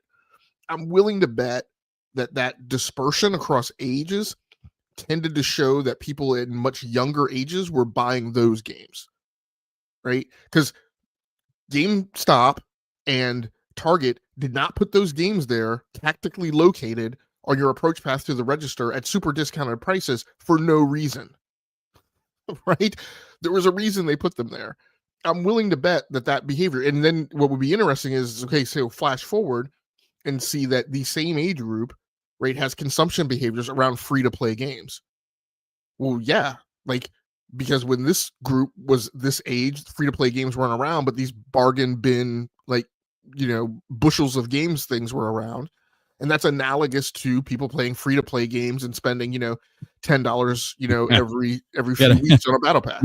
You got to be careful the using the word analogous. People often associate that with a one-to-one comparison. Right. We'll get some Yahoo in the comment section after the show. You watch. Logic said that $5 game is the same as free to play. That's not what he said. No, it's a great point, Logic. It's a great question. It really is. But Logic, I do want to move on to because I do want to cover Matt Piscatella, unless you have one more additional thought you want to share. But no, great conversation. Is there anything else you wanted to add, or? No, go right ahead. All right. So, I want to go over the Circana numbers for September 2025. And Matt Piscatella, who's no longer on Twitter. We thank the console warriors for that. But he did put out the September numbers. He said U.S. video game market September spending trend. He said September 2025 projected U.S. total spending on video game hardware content and accessories grew 10% versus a year ago to $4.8 billion, billion with a B. Several hit new releases, Nintendo Switch 2 hardware and non-mobile subscriptions fueled the gains. And he did, it's interesting. He talked about the impact Nintendo Switch 2 would have on the console market. And we're seeing that play out since post Nintendo Switch 2 release. Do you want to go to the September 2025 top 20 best-selling premium games? And we have some new entries here. We have Borderlands 4, which came in at number 1. NBA 2K26, that's fell down a spot to number 2. EA Sports FC 2026, that's number 3. PlayStation's Ghost of Yote, and I think this was 3 days? Is that right, Logic? It was 3 days. I think it was 3 days. So 3 days of retail release, it charted number 4 for the month of September. And I'm sorry, give me a second here. Madden NFL 26 was number 5. Helldivers 2, it was number 6. Silent Hill F, number 7. That's new. Sonic Racing Cross Worlds, that's also new. 8. Final Fantasy Tactics, that is new at number 9. Metal Gear Solid Delta Snake Eater 10. EA Sports College Football 26 is 11. And then the other new entries, by the way, Red Dead Redemption 2 is number 20. That's interesting. I didn't have that on my bingo card, Hamp. NHL 2026, which is the other new releases that charted September 2025. NHL 26, Digimon Story Time Stranger, and Super Mario Galaxy and Super Mario Galaxy 2 from Nintendo at 14. So any thoughts there, Logic, on the top 20 for the month of September? Well, I mean, Red Dead Redemption 2 must be charting. That must mean it's on phones and tablets. That's I guess that's what the future generation wants. Yeah, the Matt Piscatella thing, the duration of the sales data for Yote, I'm saying it's 4 days. He said a thing on Blue Sky. He said it was a week. I think what he meant, and I'm not looking at a calendar right now, so anybody else can check if they want to. I think what he means is, so first of all, the calendar period for this sales data went across August, September, and October. Yeah, I think I'm looking at a calendar now. So I think what he was saying is that like the charts report that it's data from the 31st of August through the 4th of October. And he said, well, it's the Yote stuff is from like a week's of sales. I think what he was really meaning is that the final week of the month that they collected data for ran from 28 September to 4 October, during which in the middle of Yote came out. The actual data would have been from 3 days, right, of commercial sales data. So, but yeah, I think, overall, it's impressive. Helldivers 2 was impressive. There was a big kerfuffle last month.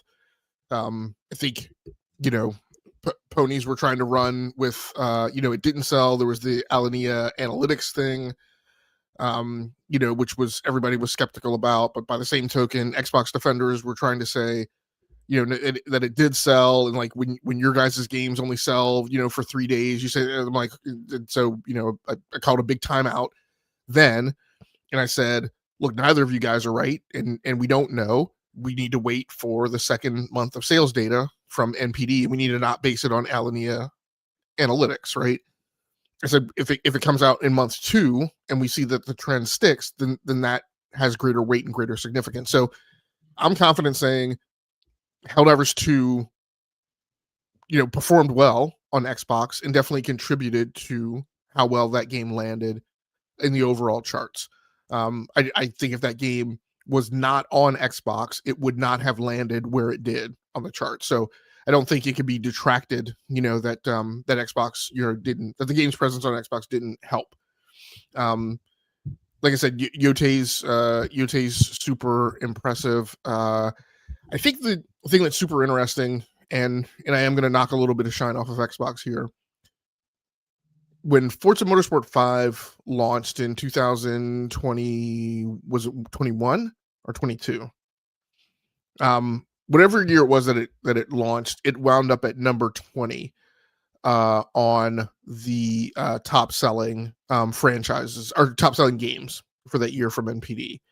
Now, granted, that was only off the strength of 3 months of sales ish. Right now, it is at number 12, right on the chart, which I hate to say it, but like my loose math tells me that the game is selling better now on PlayStation than it did when it was on Xbox.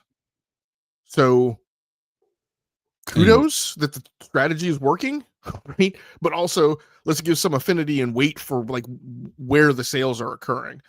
That's a big data anomaly, right, to take into consideration of kind of what's going on in the market between those two competitors. Yeah, that's a great point, Logic. The other thing what's interesting about Yote is that it was it Matt that shared this? I did see something about Yote basically selling on par with Tsushima. Yeah, at launch. Yeah. So, so what I thought was kind of interesting, I know some people were poo-pooing that. I'm like, no, actually, it's not a bad thing when you consider that Yote released during COVID 2020, released to a larger install base at $60. And Yote, let's say Yote, Tsushima did, and then Yote releases at a smaller install base at $70. And was able to do as well, right? As Ghost of Tsushima did. But what's also interesting too is if we look at the as it relates to Yote, the 2025 year-to-date top 20 best-selling premium games. Now this is the best-selling games of 2025. Year-to-date. Ghost of Yote is let's scroll down here. Yeah, it's in at number 18. It's in at number 18. And then you see Helldivers 2 in at number 19. So I think to your point, Xbox obviously helped Helldivers 2, right? Yote clearly had an impact as it's, the 18th top selling game for 2025 in just 3 days. Yeah, and I think you're gonna right. So at this point in the year, and you probably need to have more conversations about this particular aspect because we haven't had a lot. We're closing in on the cutoff for the TGAs. People are in their mode where they're either doing one of two things. I think they are pretty much kind of wrapping up the year and just looking to make their last few purchases. But then you also have a lot of people who are like, oh crap, like there's these 6 games that came out, right, that I didn't buy, that I didn't play. And I want to play them right before the award season starts. So we kind of have that swirl of dynamics going on. But then we're also walking up to the TGAs, and let's remember that the point of the TGAs is to make people go buy more video games, right? As they've got their last bit of holiday money left in their pocket. So, it's going to kind of be, but my point is that I think you're going to see continuing uptake of Ghost of Yotei. I don't think the tail is there as much on Helldivers 2. So, it'll be interesting to kind of see how things go out. But my prediction is, Yotei is going to end up higher on that list right by the end of the year. Oh yeah, I agree, Logic. I think it will. I think it's going to climb, especially now that like word of mouth, people are playing it now. Yeah, I don't disagree. Oh no, did I lose some? Oh, hold on a second, Logic. There was something else. I'm going to share something else here in just a second. Now, I think as relates to Helldivers, I did see some individuals on social media say, "Oh, this means that all PlayStation games are coming to Xbox now." No, it doesn't mean that. Oh, by the way, hold on here. Big shout out to Hip Hop Gamer. Yo, BRAP, big dog, God bless and much love, man. Keep going, big time, son. Thank you so much, Hip Hop Gamer. I don't know if you saw, look, Hip Hop Gamer, I gave you some flowers on social media. I don't know if you saw that, because I remember, we're going to talk about this later tonight. Later on the show, we're going to talk about what Sarah Bond's commentary about the next Xbox and what that looks like. Because I do remember you talking about this maybe a year ago. But you were the first person that I remember discussing this concept, right, of a hybrid. So big shout out to Hip Hop Gamer. Thank you so much for tuning in, watching the show. Thank you. What was I going to say here, Logic? Oh, let me go back to Matt Piscatella. September, so here we go. Hardware. September spending on video game hardware increased by 24% when compared to a year ago, reaching 324 million. Nintendo Switch 2 sales were again able to offset the double-digit year-on-year percentage declines seen across PlayStation 5, Xbox Series, and Switch. Nintendo 2 was the best-selling video game hardware in both units and dollars across September year-to-date period, with PlayStation 5 ranking second across these measures in time periods. Hardware year-to-date video game hardware spending grew by 20% when compared to a year ago, to 3.2 billion, trailed by 3.7 billion achieved in the year-to-date period ending September 2023. September video game content spending increased by 11% when compared to a year ago, reaching 4.3 billion. Growth was driven by 32% game and non-mobile subscription spending, 12% growth in console content, and 4% increase in mobile.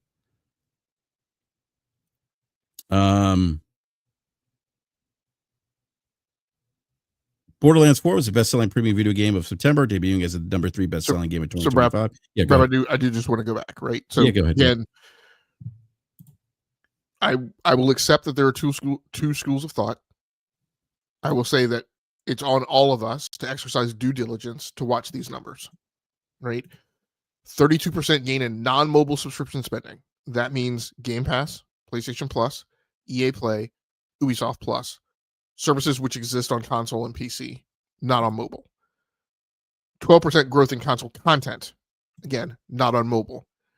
Increase in mobile, 4%. Right? So, and again, I've had to readily admit, right, there have been, like, when we talk about the exclusives argument, right, there have been months that I say the narrative that exclusives don't matter. Here we are looking at an MPD chart, and there's like 6 to 8 exclusives. I will readily admit there were none on last month's NPD charts, and there were 2 this month. So again, all of us need to keep looking at this data. But this month, there's an unfurling of the narrative that all the growth is in mobile. I mean, that always seems to be the case, right? It's funny. I was going to bring up the 12% growth in console content. Because it's interesting. Like we always hear that there's no growth in revenue in console, and it's like, it's you could still make money in the console business. That's why PlayStation and Nintendo still make consoles, because they're making money selling consoles and selling these console ecosystems. So yeah, I mean, amazing what people will do for $30 billion or so a year. I mean, like if you look at like this, right?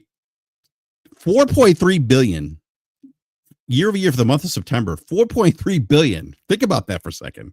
For the month of September, right? That's huge. It's a lot of money. Yeah, that's money in video games where like that's the last month of the summer. People are taking family vacations, right? People are putting money in other directions, right? So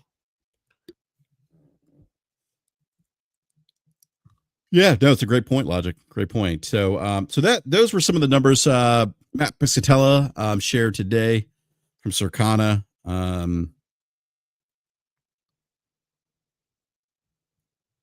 All right, let me go to something else here real quick. I wasn't going to talk about this today, Logic, but we did get news of the Xbox SDK kits increasing in price, and I wasn't going to talk about this until I came across this tweet.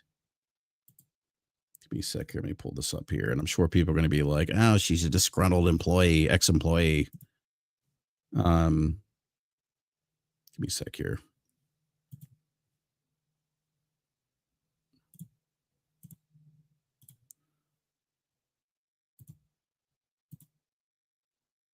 I think this is it. Yeah, here we go. All right. So Laura Fryer, who actually formerly of Xbox, helped launch the original Xbox, worked on the Xbox 360, helped launch Gears of War. She's if you watch her YouTube video, her YouTube channel, she's providing a lot of great insight into the industry, the Xbox business. I know people have been dismissive of her and using labels such as disgruntled, angry, things like that. Just a poor attempt to discredit her. But she had a comment about the and this actually is a result of a smaller developer saying this is sad. It's not for a AAA company, but $1,500 now, $2,000 for a small team or indie solo adventure is a roof over their head and bills for the month. Microsoft is greedy. Don't forget it. 30% digital sales. Hope you all love the same 4 games for eternity. Actually, I don't know if Carbonated Flame is actually a. I'd have to look. I don't know if that's a developer or not.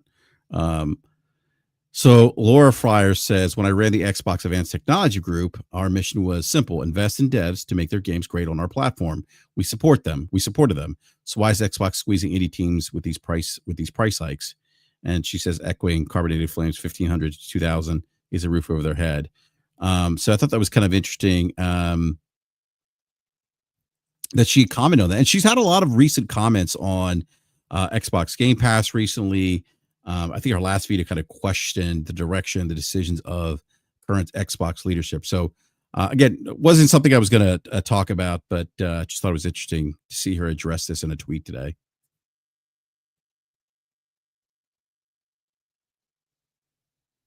All right. Let's see here.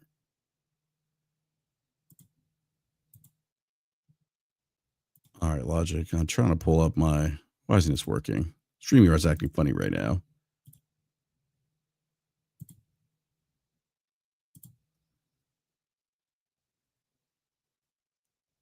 All right, Logic.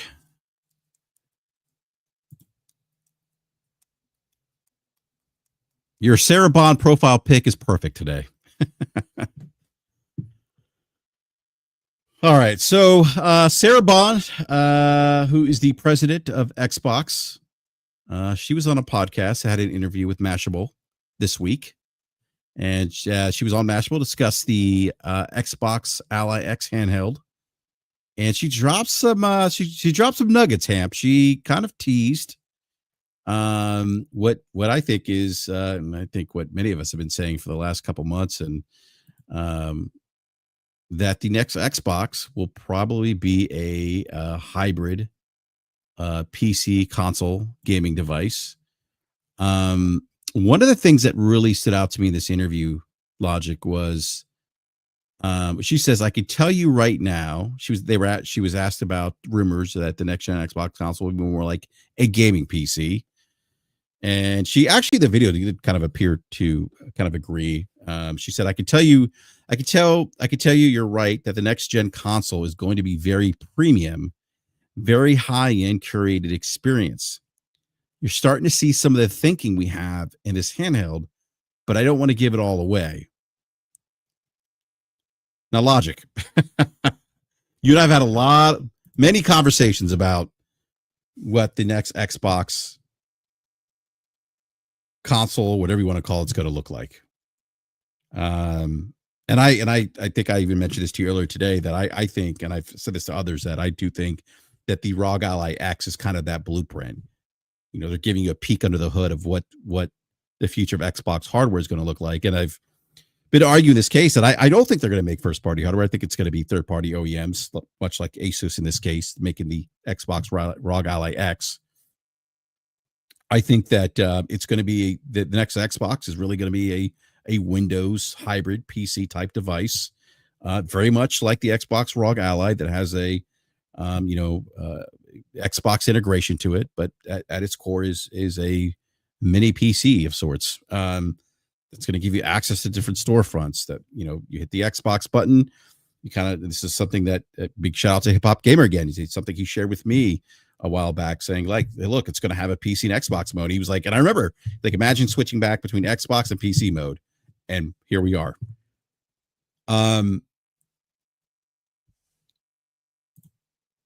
So my quick takeaway from just her commentary here is that, one, this thing's probably going to be expensive, and that it's looking like it's going to be this hybrid. I think Project Magnus, I think Moore's Law is Dead kind of hinted at this too, and that this could be an expensive console or hybrid or whatever you want to call it. I have to go back. I think he was speculating that this thing could be like anywhere from like $1,000 to $1,200. I have to go back and look again at the comments at some of his commentary. But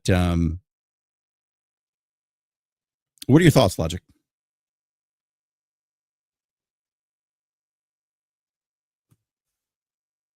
I mean, it could mean a lot of things. I've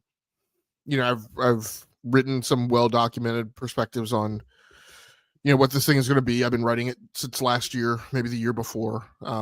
So I'm actually going to take the time to, again, kind of poke some holes in like some assumptions that, we're all making, based on her comments. What I've written before, right, stands. It's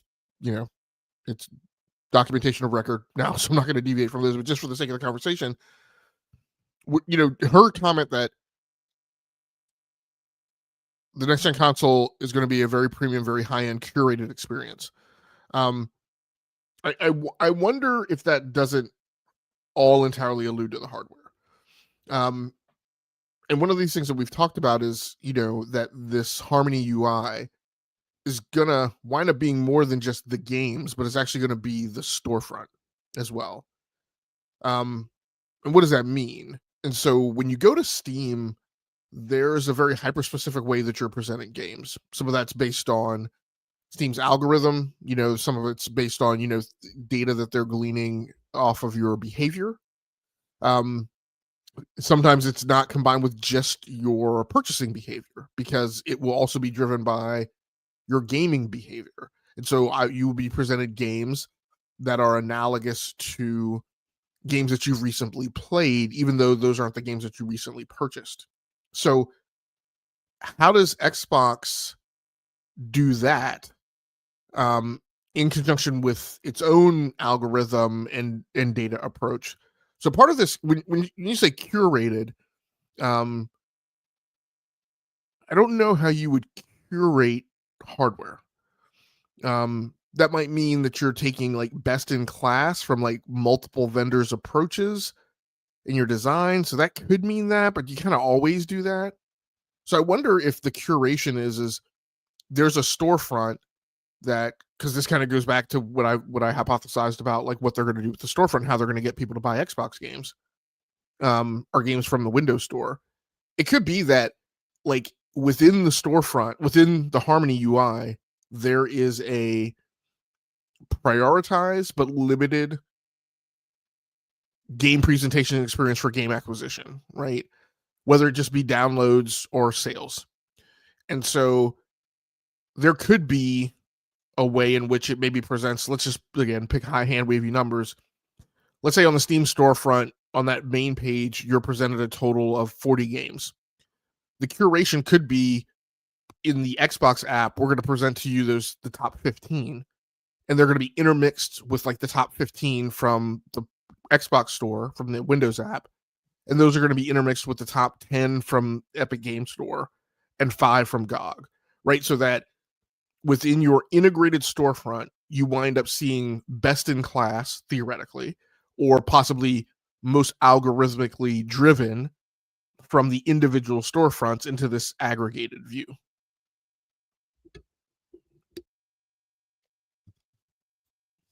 So Logic, something tells me a year from now we're going to revisit this conversation, and you're going to say what I say.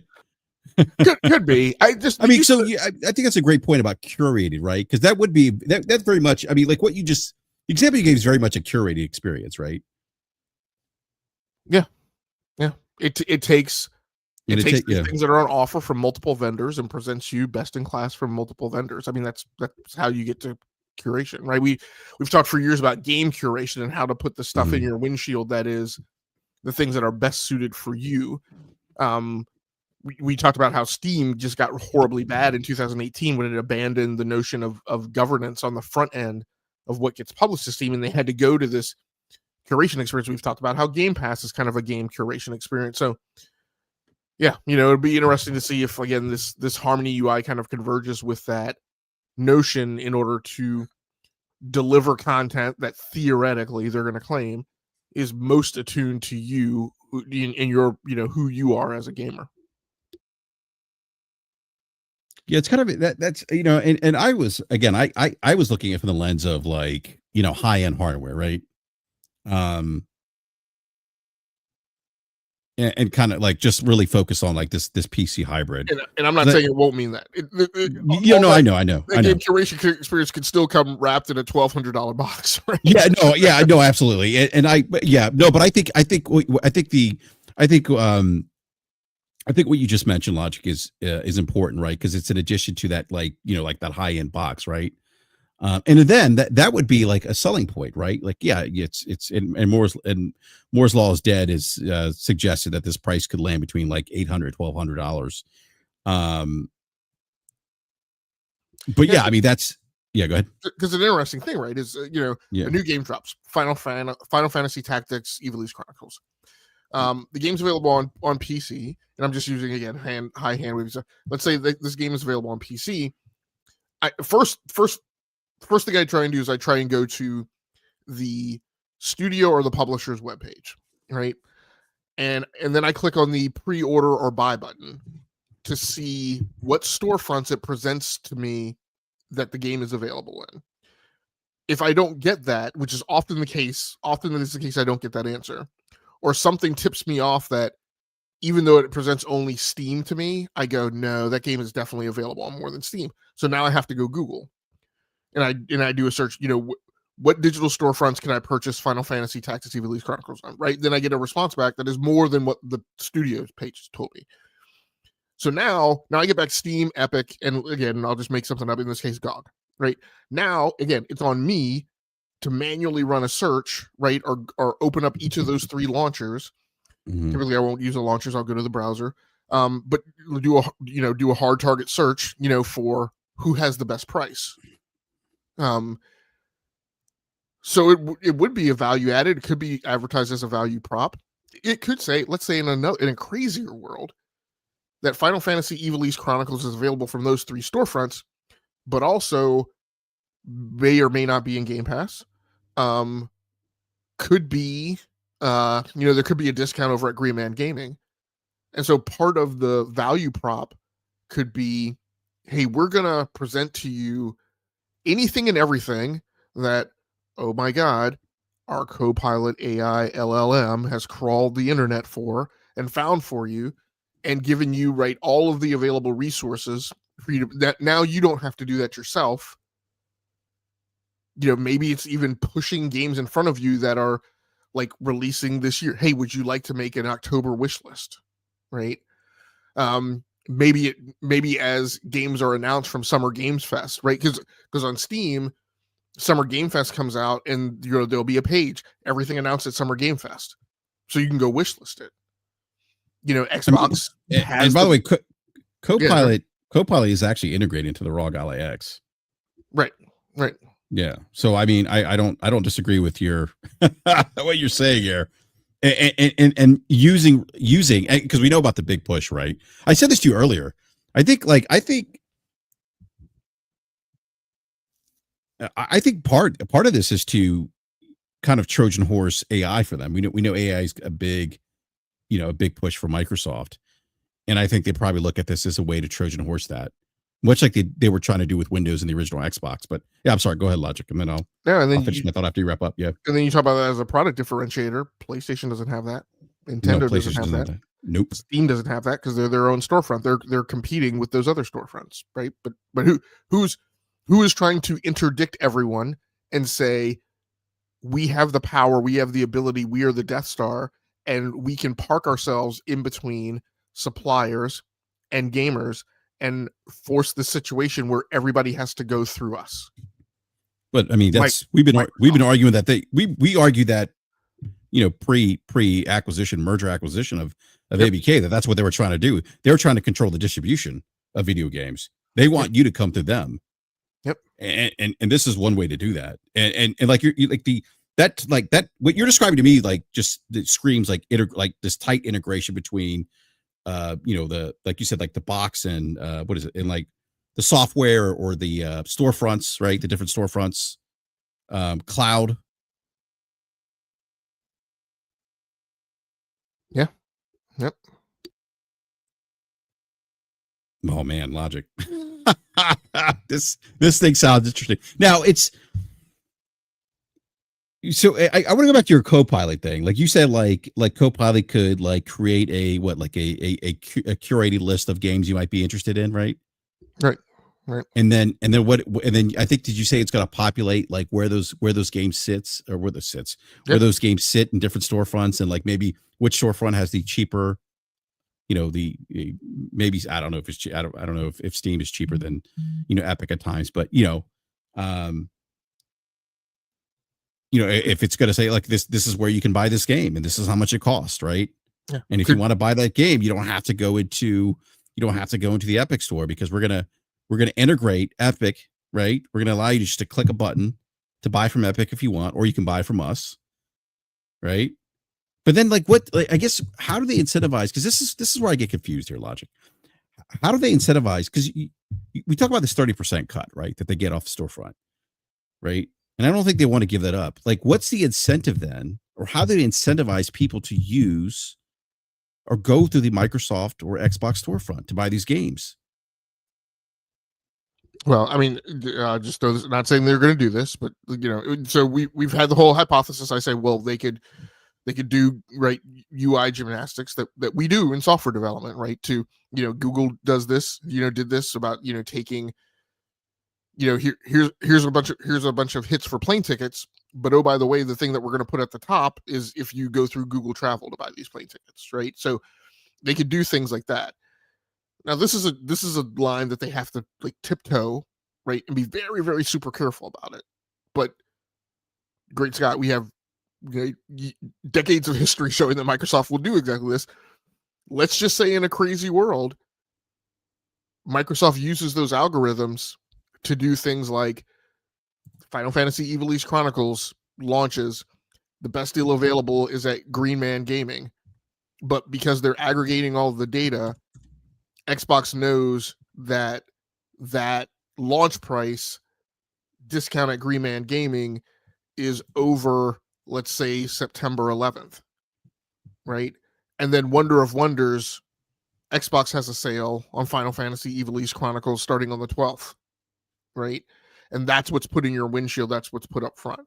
I don't know that, right? But my point is that, you know, being the guys who hoover up all the data and are pointed at AI, right? Those are the things that they will be enabled to do. Could you do that today? Yes. I mean, but you have to do that with an army of buyers, right? And people in accounts receivable and, you know, wherever, doing that market research and, you know, wrangling a bunch of spreadsheets. But, you know, when you're empowered by AI to do that, you know, and then you can do that, but then maybe that doesn't allow you to hit the profitability that you need to for that particular exchange, that particular transaction, because you've got to pay some human beings to do that work.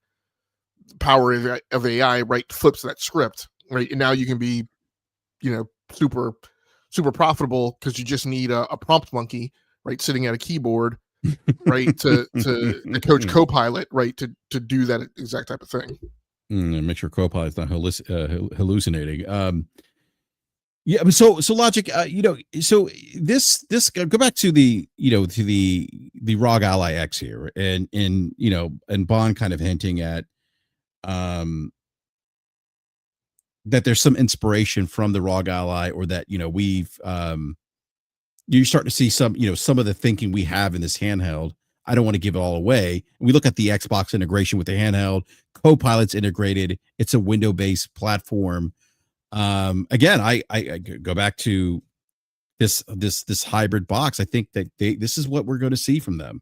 I think this is the next thing. It's not going to be a traditional Xbox console. You know, it's going to really blur the line between what a console and PC is.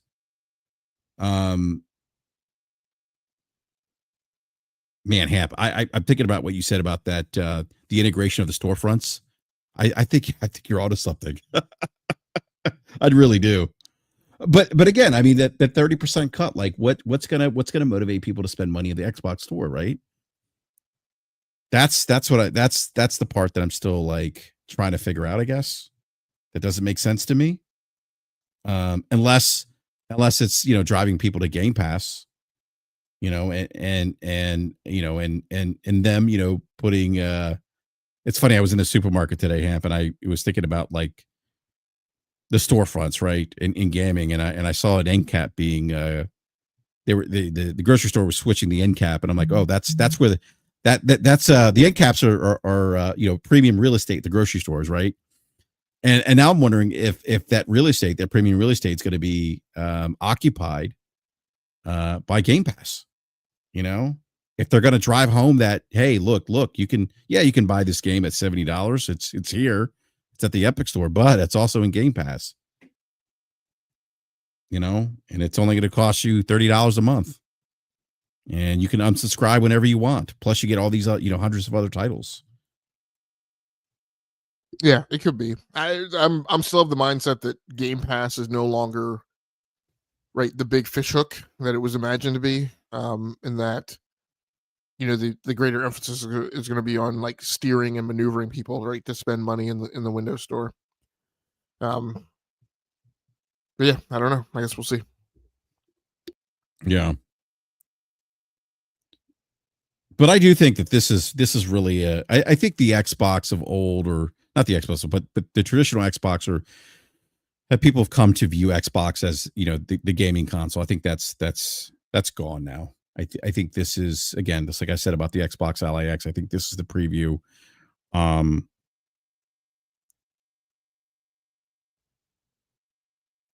think this is Sarah kind of trying to get, and I said this to you earlier, it's kind of like the last ditch effort.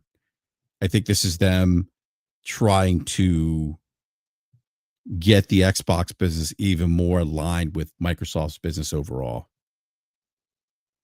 Windows AI. And I think that's the push here.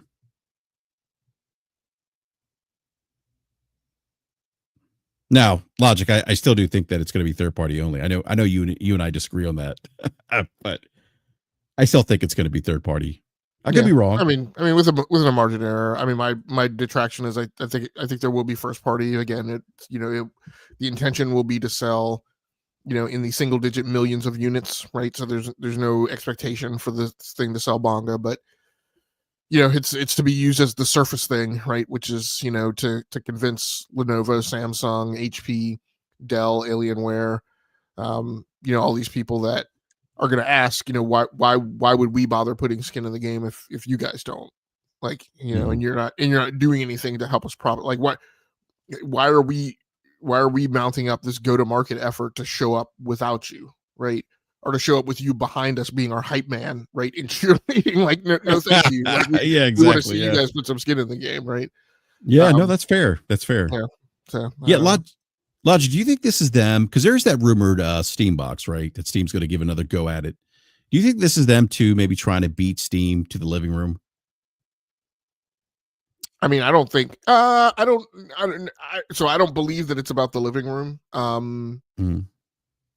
And maybe that may be my own perspective and jaded bias. Like, I don't, at the launch of the Xbox One, there was this whole thing about taking over the living room. I think now entertainment consumption is much more asymmetric. I don't think it just takes place in the living room. I think, the unfortunate, sad reality of society in America is, there's not a, the family room is no longer like the hearth that, the four member nuclear family like gathers around. Kids have devices, right, and electronic access in their rooms.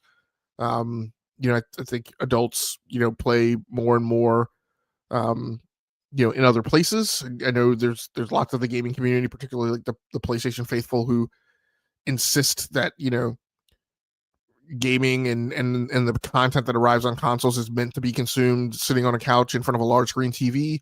I think there's some of that, but again, I think it's much more highly variated now. I think at the end of the day, the point is that this is a set top box that, connects to a display, wherever you connect it. And that it offers a hardware centric way to participate in the Steam ecosystem. And I don't think Microsoft is beating them, because I think this launch of the Steam thing is imminent. But I think they definitely need to, I've suggested for a very long time that, the belief is that, like, the threat is PlayStation. No, the threat's not PlayStation. Like, that NCAA tournament ended, right, a while ago. This is about the rebuilding year, right, and them, not wanting to cede more territory to an assault from Steam, which is right now very credible. Because as I said, I think last week, if you lose the fight for gamers on Windows powered gaming boxes, particularly if the ones that Steam puts out are cheaper and easier than building your own PC, then you start really having a question from the consumer market about why would I buy the general purpose multifunction, gaming PC, right?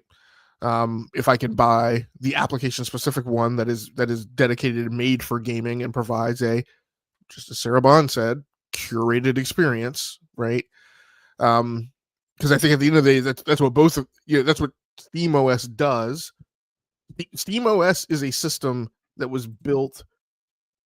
Yes, it leans on open source and it leans on Linux distros, but the entire point of putting together that operating system was to play games. It wasn't built for you to access, open office.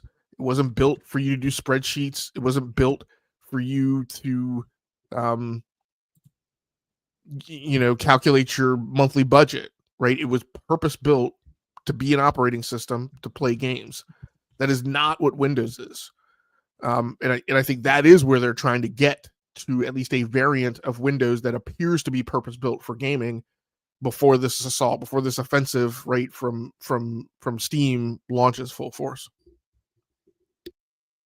The question is, are they going to stick the landing? And this is where I don't have confidence that they will, Hamp.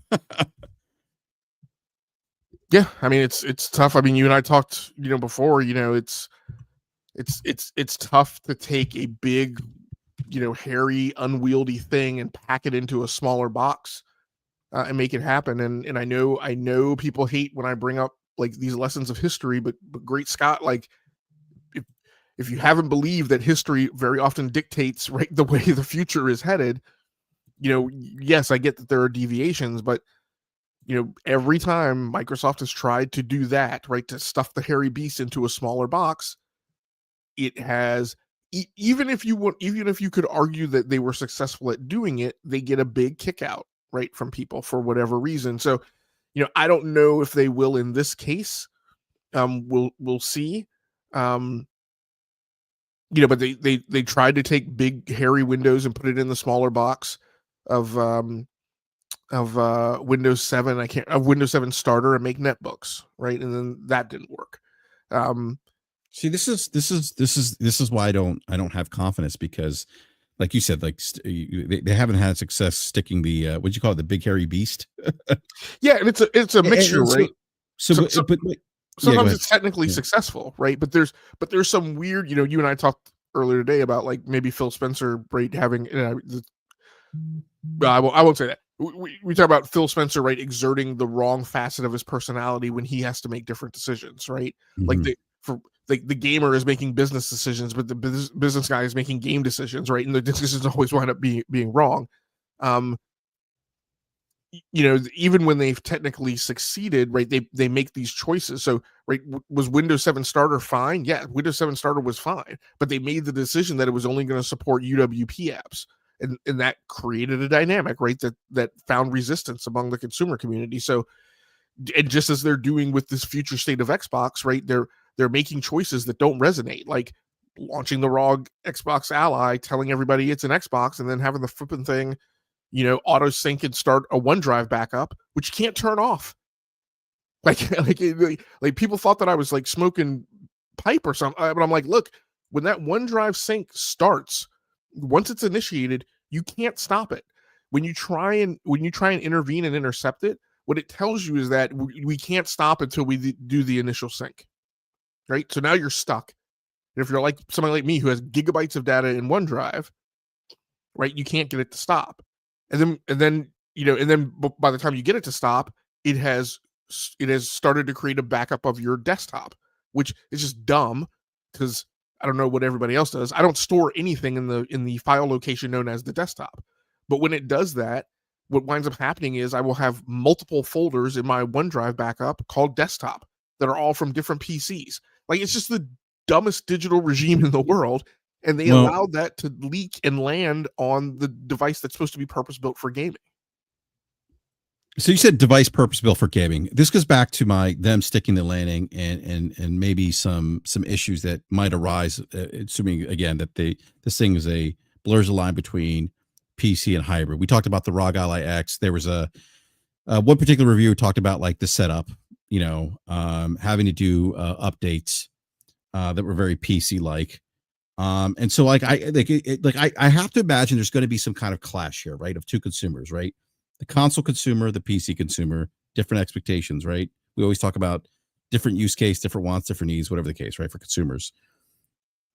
And what I'm wondering is, what does that mean for this if for a hybrid device? Like, is this thing going to be plug and play? Is it going to provide that plug and play, that ease of plug and play that consumers want with console, right? Like, how is it going to balance that between PC and console? Like, is it going to be able to do that? Well, the problem is, and this is what I keep going back to, right, is, firmly in speculation land here, right? And a lot of this is driven by what the past history at Microsoft has been. And this facade that is the one Microsoft thing that was started shortly after Nadella took over. Which granted is not what they preach now, but right now they preach. I'm sorry, can I finish one thought? Yeah. Because I do think there's like this delicate, like there's this careful dance that they have to do, right? This delicate balance between like console and PC, right? Like it can't be too much PC, because like, look, they have like 30 million people on console or whatever the case is, 35 million, right? And those people have this is kind of like my argument around the marketing too. Everything's an Xbox, right? People have a certain expectation of what Xbox is, and that's been tied to console and what the console experience brings, kind of that streamlined, plug and play experience, optimized software for, for that hardware. You don't have to do any tinkering. Like, again, like how do they walk that fine line? That's I don't yeah. know that they can. And like again, you look at the competition. Nintendo built an operating system that was what? Purpose built to play games. PlayStation built an operating system that was what? Purpose built to play games. But Logic, they have an operating system now that's made for games. It's Xbox. But it wasn't purpose built to play games. It was made to run Office 365 and to juggle spreadsheets and for you to make your monthly budget, right? And they try and shave the corners off of that and They did. You're it right. into a Yes. box, right, to make it a thing. They did shave the yeah. And But they did some of that successfully with Xbox. Well, I was about to say that. Yeah, they were successful to an extent. Yeah, arguably, right? Not Yeah. perfectly, but arguably. Well, good enough. But now, right, it's just as you mentioned, right? If there's a spectrum from left to right, and you landed in the place that was 30% to the Xbox side of the spectrum, right? And then, you know, I'll say it the other way. That was 70% towards the Xbox end of the spectrum and only 30% of PC cruft, right, that you were left with. Now that pendulum is swinging, right? And so it's going to have some other percentage, but like part of the internal stuff that they're fighting is that, and I think people forget this, the Windows team is a team, right? Whose focus is on getting out Windows 12, right? Or however long they're going to continue with Windows 11. This Xbox stuff is a side gig for them. And at least to date, and I could be wrong. Again, we're in speculation land, so let me just speculate. I haven't heard anything that has told me that, you know, Satya has had an all hands and walked into the room and grabbed the lead of Windows and said, look, this is your priority, right? I don't give a shit about what you're doing with it. But as far as I can tell, the Windows team is being told to integrate Copilot, being told to help out Xbox, being told to, you know, do whatever Windows needs to be done and tailored to do to support AI running in the data centers, right? Like they're being told to do a bunch of stuff of which the Xbox stuff is just one. And despite what Jason Ronald has said, I haven't heard or gotten the impression that Xbox is doing all that by themselves, because I don't think it's from a code perspective, it's just not feasible. And I think this is always the thing, and this is the huge problem with an operating system that began in the 80s and them trying to squeeze it into a box. When you're an Xbox developer or, you know, building the Xbox operating system, and you say, hey, can I take these 10 things out? Right? You got a bunch of Windows dudes saying that you can't take that out. That'll cause the whole operating system to topple over. Well, what about this one? Well, that's going to give you a big laceration on your arm. Okay, well, I probably don't want to do that. Well, what about this one? That's going to create a ticking time bomb in India, right? You have all these goofy things that are going to come out when you ask these questions about, like, what is the, you know, what happens when I pull this thread? Then the worst thing is is when you say, what happens if I pull this out? And you get told I have absolutely no idea. Right? Like the whole thing could topple over. Who knows? That code's been in there for, you know, since, you know, Bob in the basement was working at Microsoft. Since Ed Freeze, yeah. Bob in the basement. No, but okay. But here's my other question, Logic. And I look at the ROG Ally X, and one of the things that I've heard about it, one of the complaints is that Windows operating system feels clunky, right? And if you're trying to convince consumers, if you're trying to convince people that this, in fact, is the future, that they should invest in this hybrid device, this thing that has this Xbox overlay integration in it, but it's a Windows device, right? But then people are saying it feels clunky. To me, that doesn't seem like they have, like, it's almost like they just slapped duct tape on it and just like, okay, if it works, it's good. And if it works, it's good enough. We don't need to necessarily perfect it. So you have struck on a great analogy. Why is NASCAR and Formula One? Because NASCAR takes a homologation model car. They take meaning a car that is also sold at commercial. They start with the Camry, right? And they try and do things to it to make it a racing vehicle.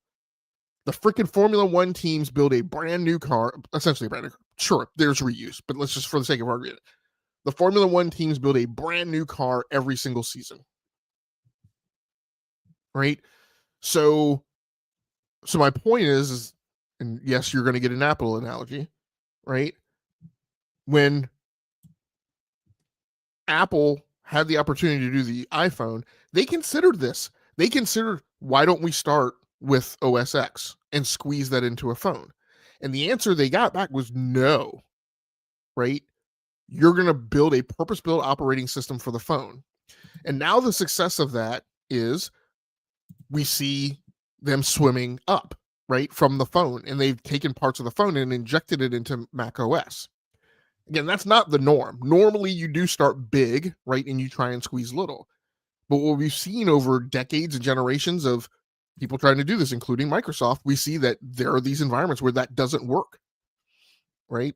They took Windows, right, and squeezed it onto a phone, right, with the Windows mobile operating systems initially, and then Windows Phone. And there was a bit more license allowed for Windows Phone. There was a bit more new.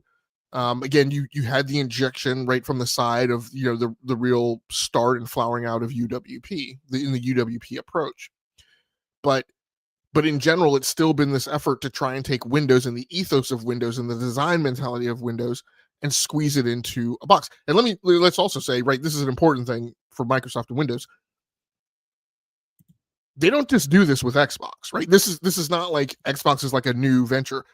They do this with embedded operating systems that run on embedded computer systems that run your refrigerator, that run HVAC systems, that run large industrial infrastructure, right? So this isn't new. They have taken Windows in numerous applications and squeezed it into an application specific right environment.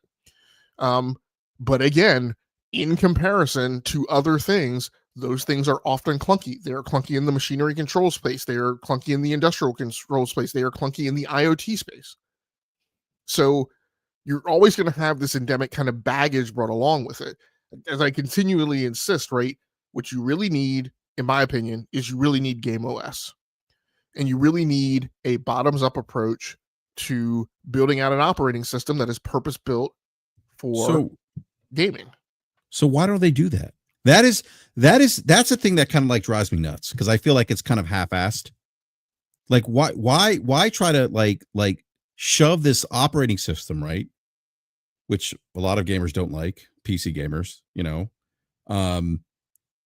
why not just start from the like I think the iOS thing's a great example, right? Apple's like, no, we're not going to do that. We're going to build something from the ground up. Why not do that here? Yeah, I think it's a mixture. Is it because they want to? Is it because they're so? Is it because they? Again, this goes back to, and I'm going back to the stories of the original Xbox. With Bill.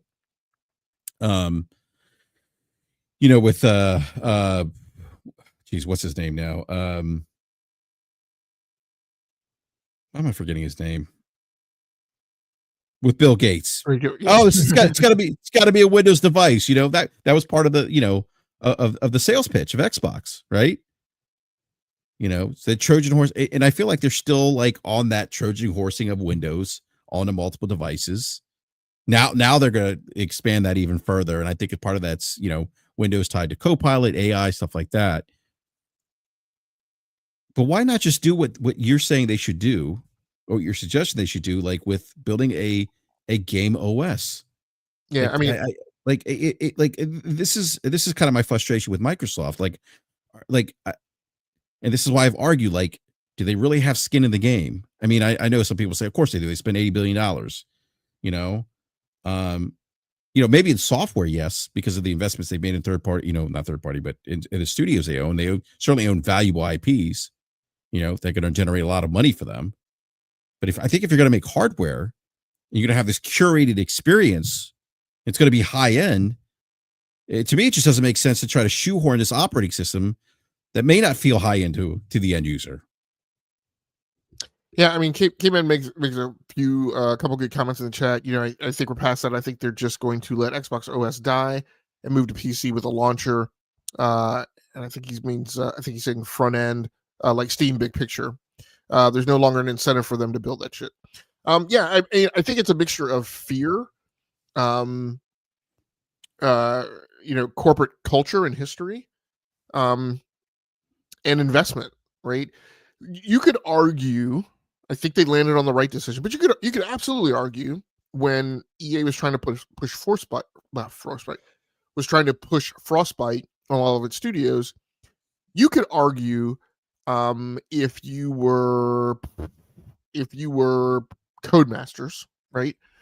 You could argue, hey, look, Frostbite has never really been used effectively for a racing game. It actually doesn't make sense for us to onboard Frostbite. It makes more sense for us to build a purpose-built proprietary engine, right? That less about it being proprietary, but a purpose-built engine that is for racing, right? That's our next evolution after the Ego engine. We've been building this thing from the ground up. But what EA is going to say is they're going to say, look, I get it, like maybe, right? But we've already invested billions of dollars in building this Frostbite engine.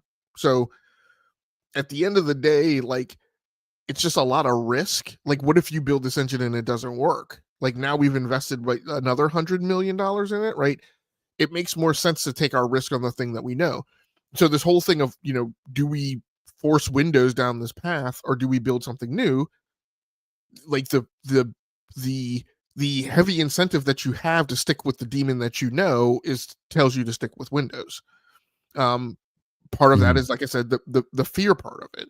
But part of it is also the corporate baggage. Like, they have, and like I said, this whole thing about like, well, it's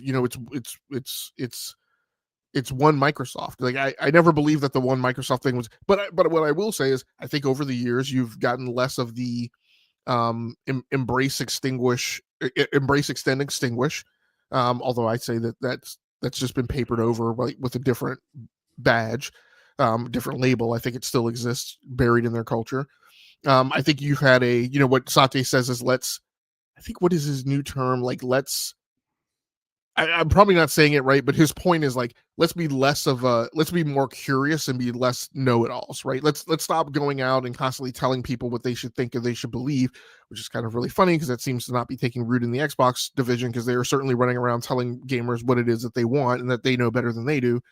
But my point is that I think that there's a corporate culture that for decades was, no, like, everything's got to be Windows. Like, we're the Windows company. And then for a time period when Sanofsky was in charge of Office, it was like, no, like, this is the Office, this is the age of Office, and like, Office has to be everything. So, you're telling me to help these other things out, but like, I'm going to put in like a bare minimum amount of effort on that. So I just think their whole history, tells them, it's kind of like DNA, right? Their whole history tells them like, this is what they're supposed to be doing. And I think, this is where Sarah Bond is going too, right? Because Sarah Bond, I think, does a better job of hearing what Satya wants and less of a digging her heels in as the gamer that Phil Spencer is, that constantly says, no, we need to do something different. Because I think we're just entering this age where, Amy Hood is definitely, number one, heard enough of that and doesn't want to hear it anymore.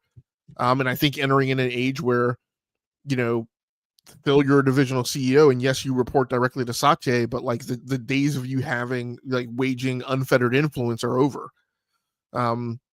So, like I said, I agree with K-Man. I think they're going to continue forging down this path, but I absolutely believe it's from a technical perspective, it's not the path that they need to go down.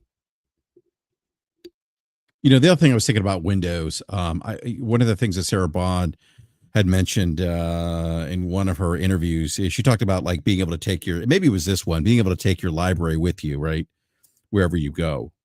And when I hear that, I think, now I'm thinking more like your PC gaming libraries. You talk about them integrating the different storefronts in one device. Well, those storefronts in that library already exist on Windows. So I guess in that regard, it would make sense for them to keep Windows. But then, like, is there a way for them to maybe make a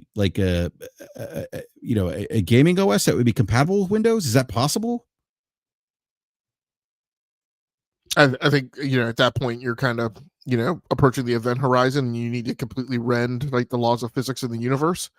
Like, I don't know that there's a great like translation layer to get around to that. or one that just takes so much level of effort that you look at that and you say, why would I not just do Windows?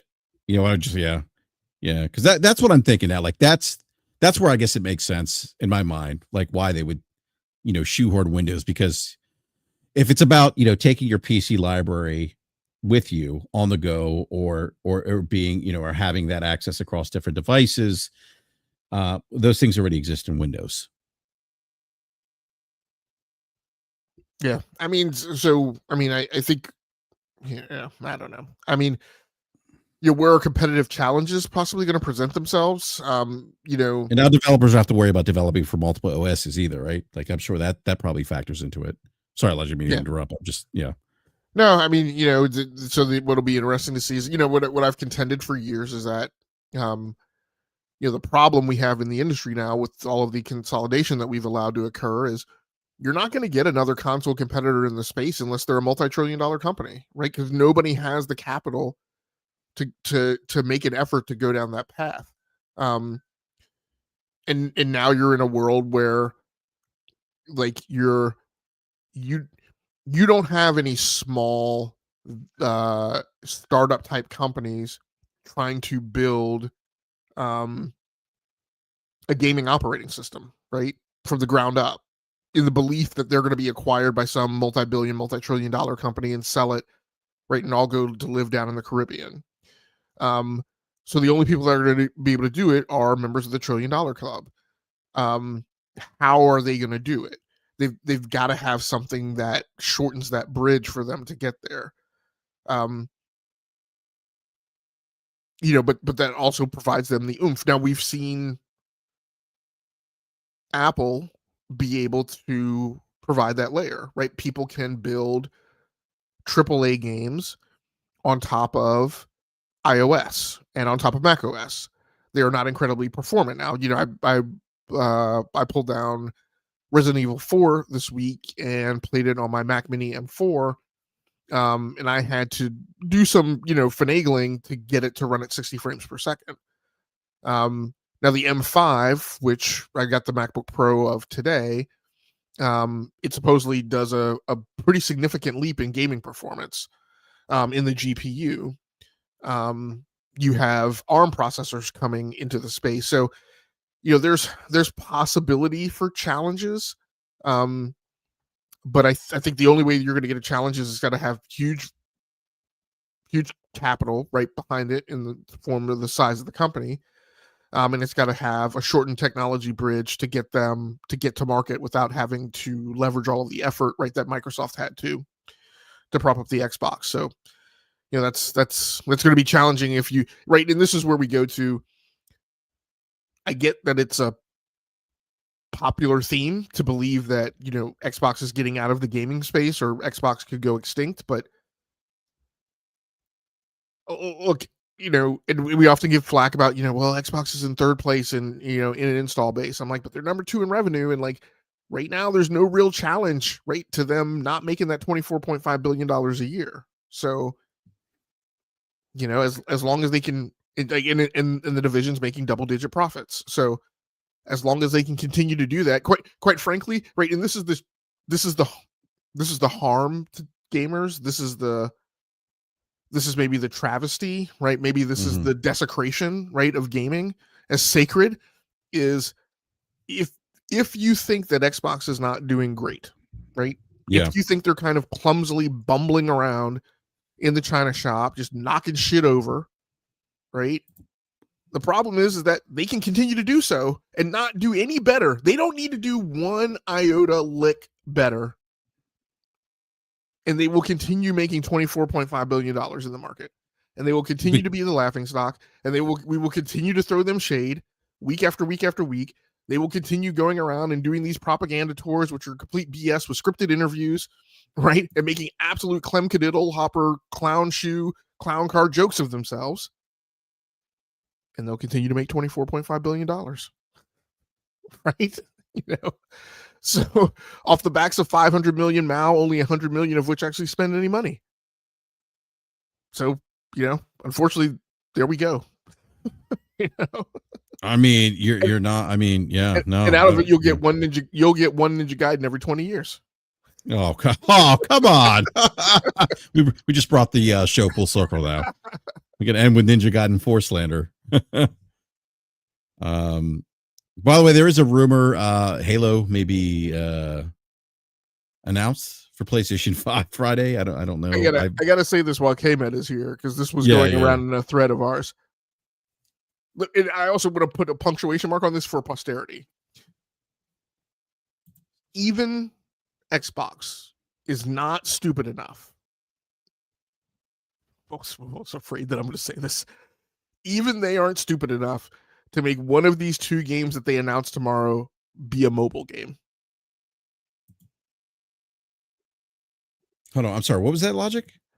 Even Xbox is not dumb enough to have one of the two Halo games that they're going to announce tomorrow be a mobile game.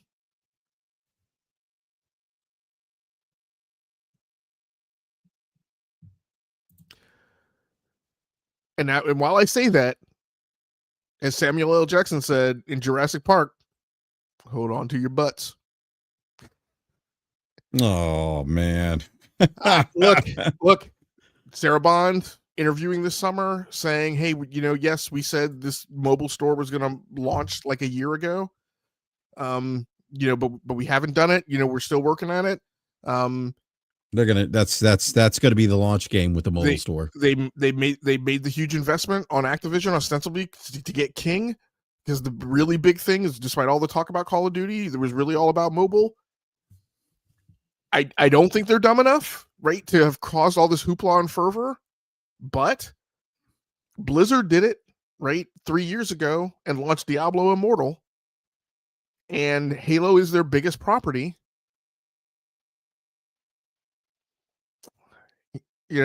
But I mean, I mean, look, I could see if you're gonna do it, you're gonna launch it with your biggest property, right? I hope. Not, I mean, man. your most recognized, really your most recognized IP that hasn't had that cultural impact that it used to have 20 years ago.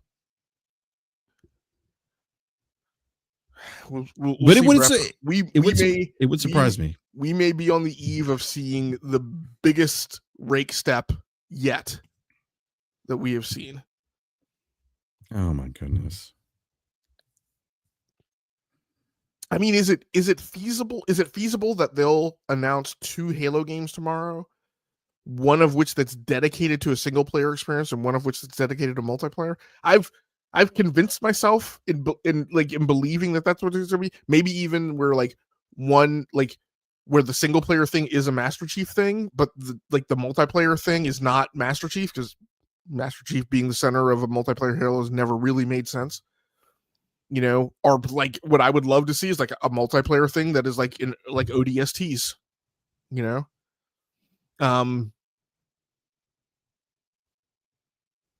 so I've convinced myself that tomorrow is just a stock standard approach that gamers expect, that's well in line with what we want. But man, the last few weeks,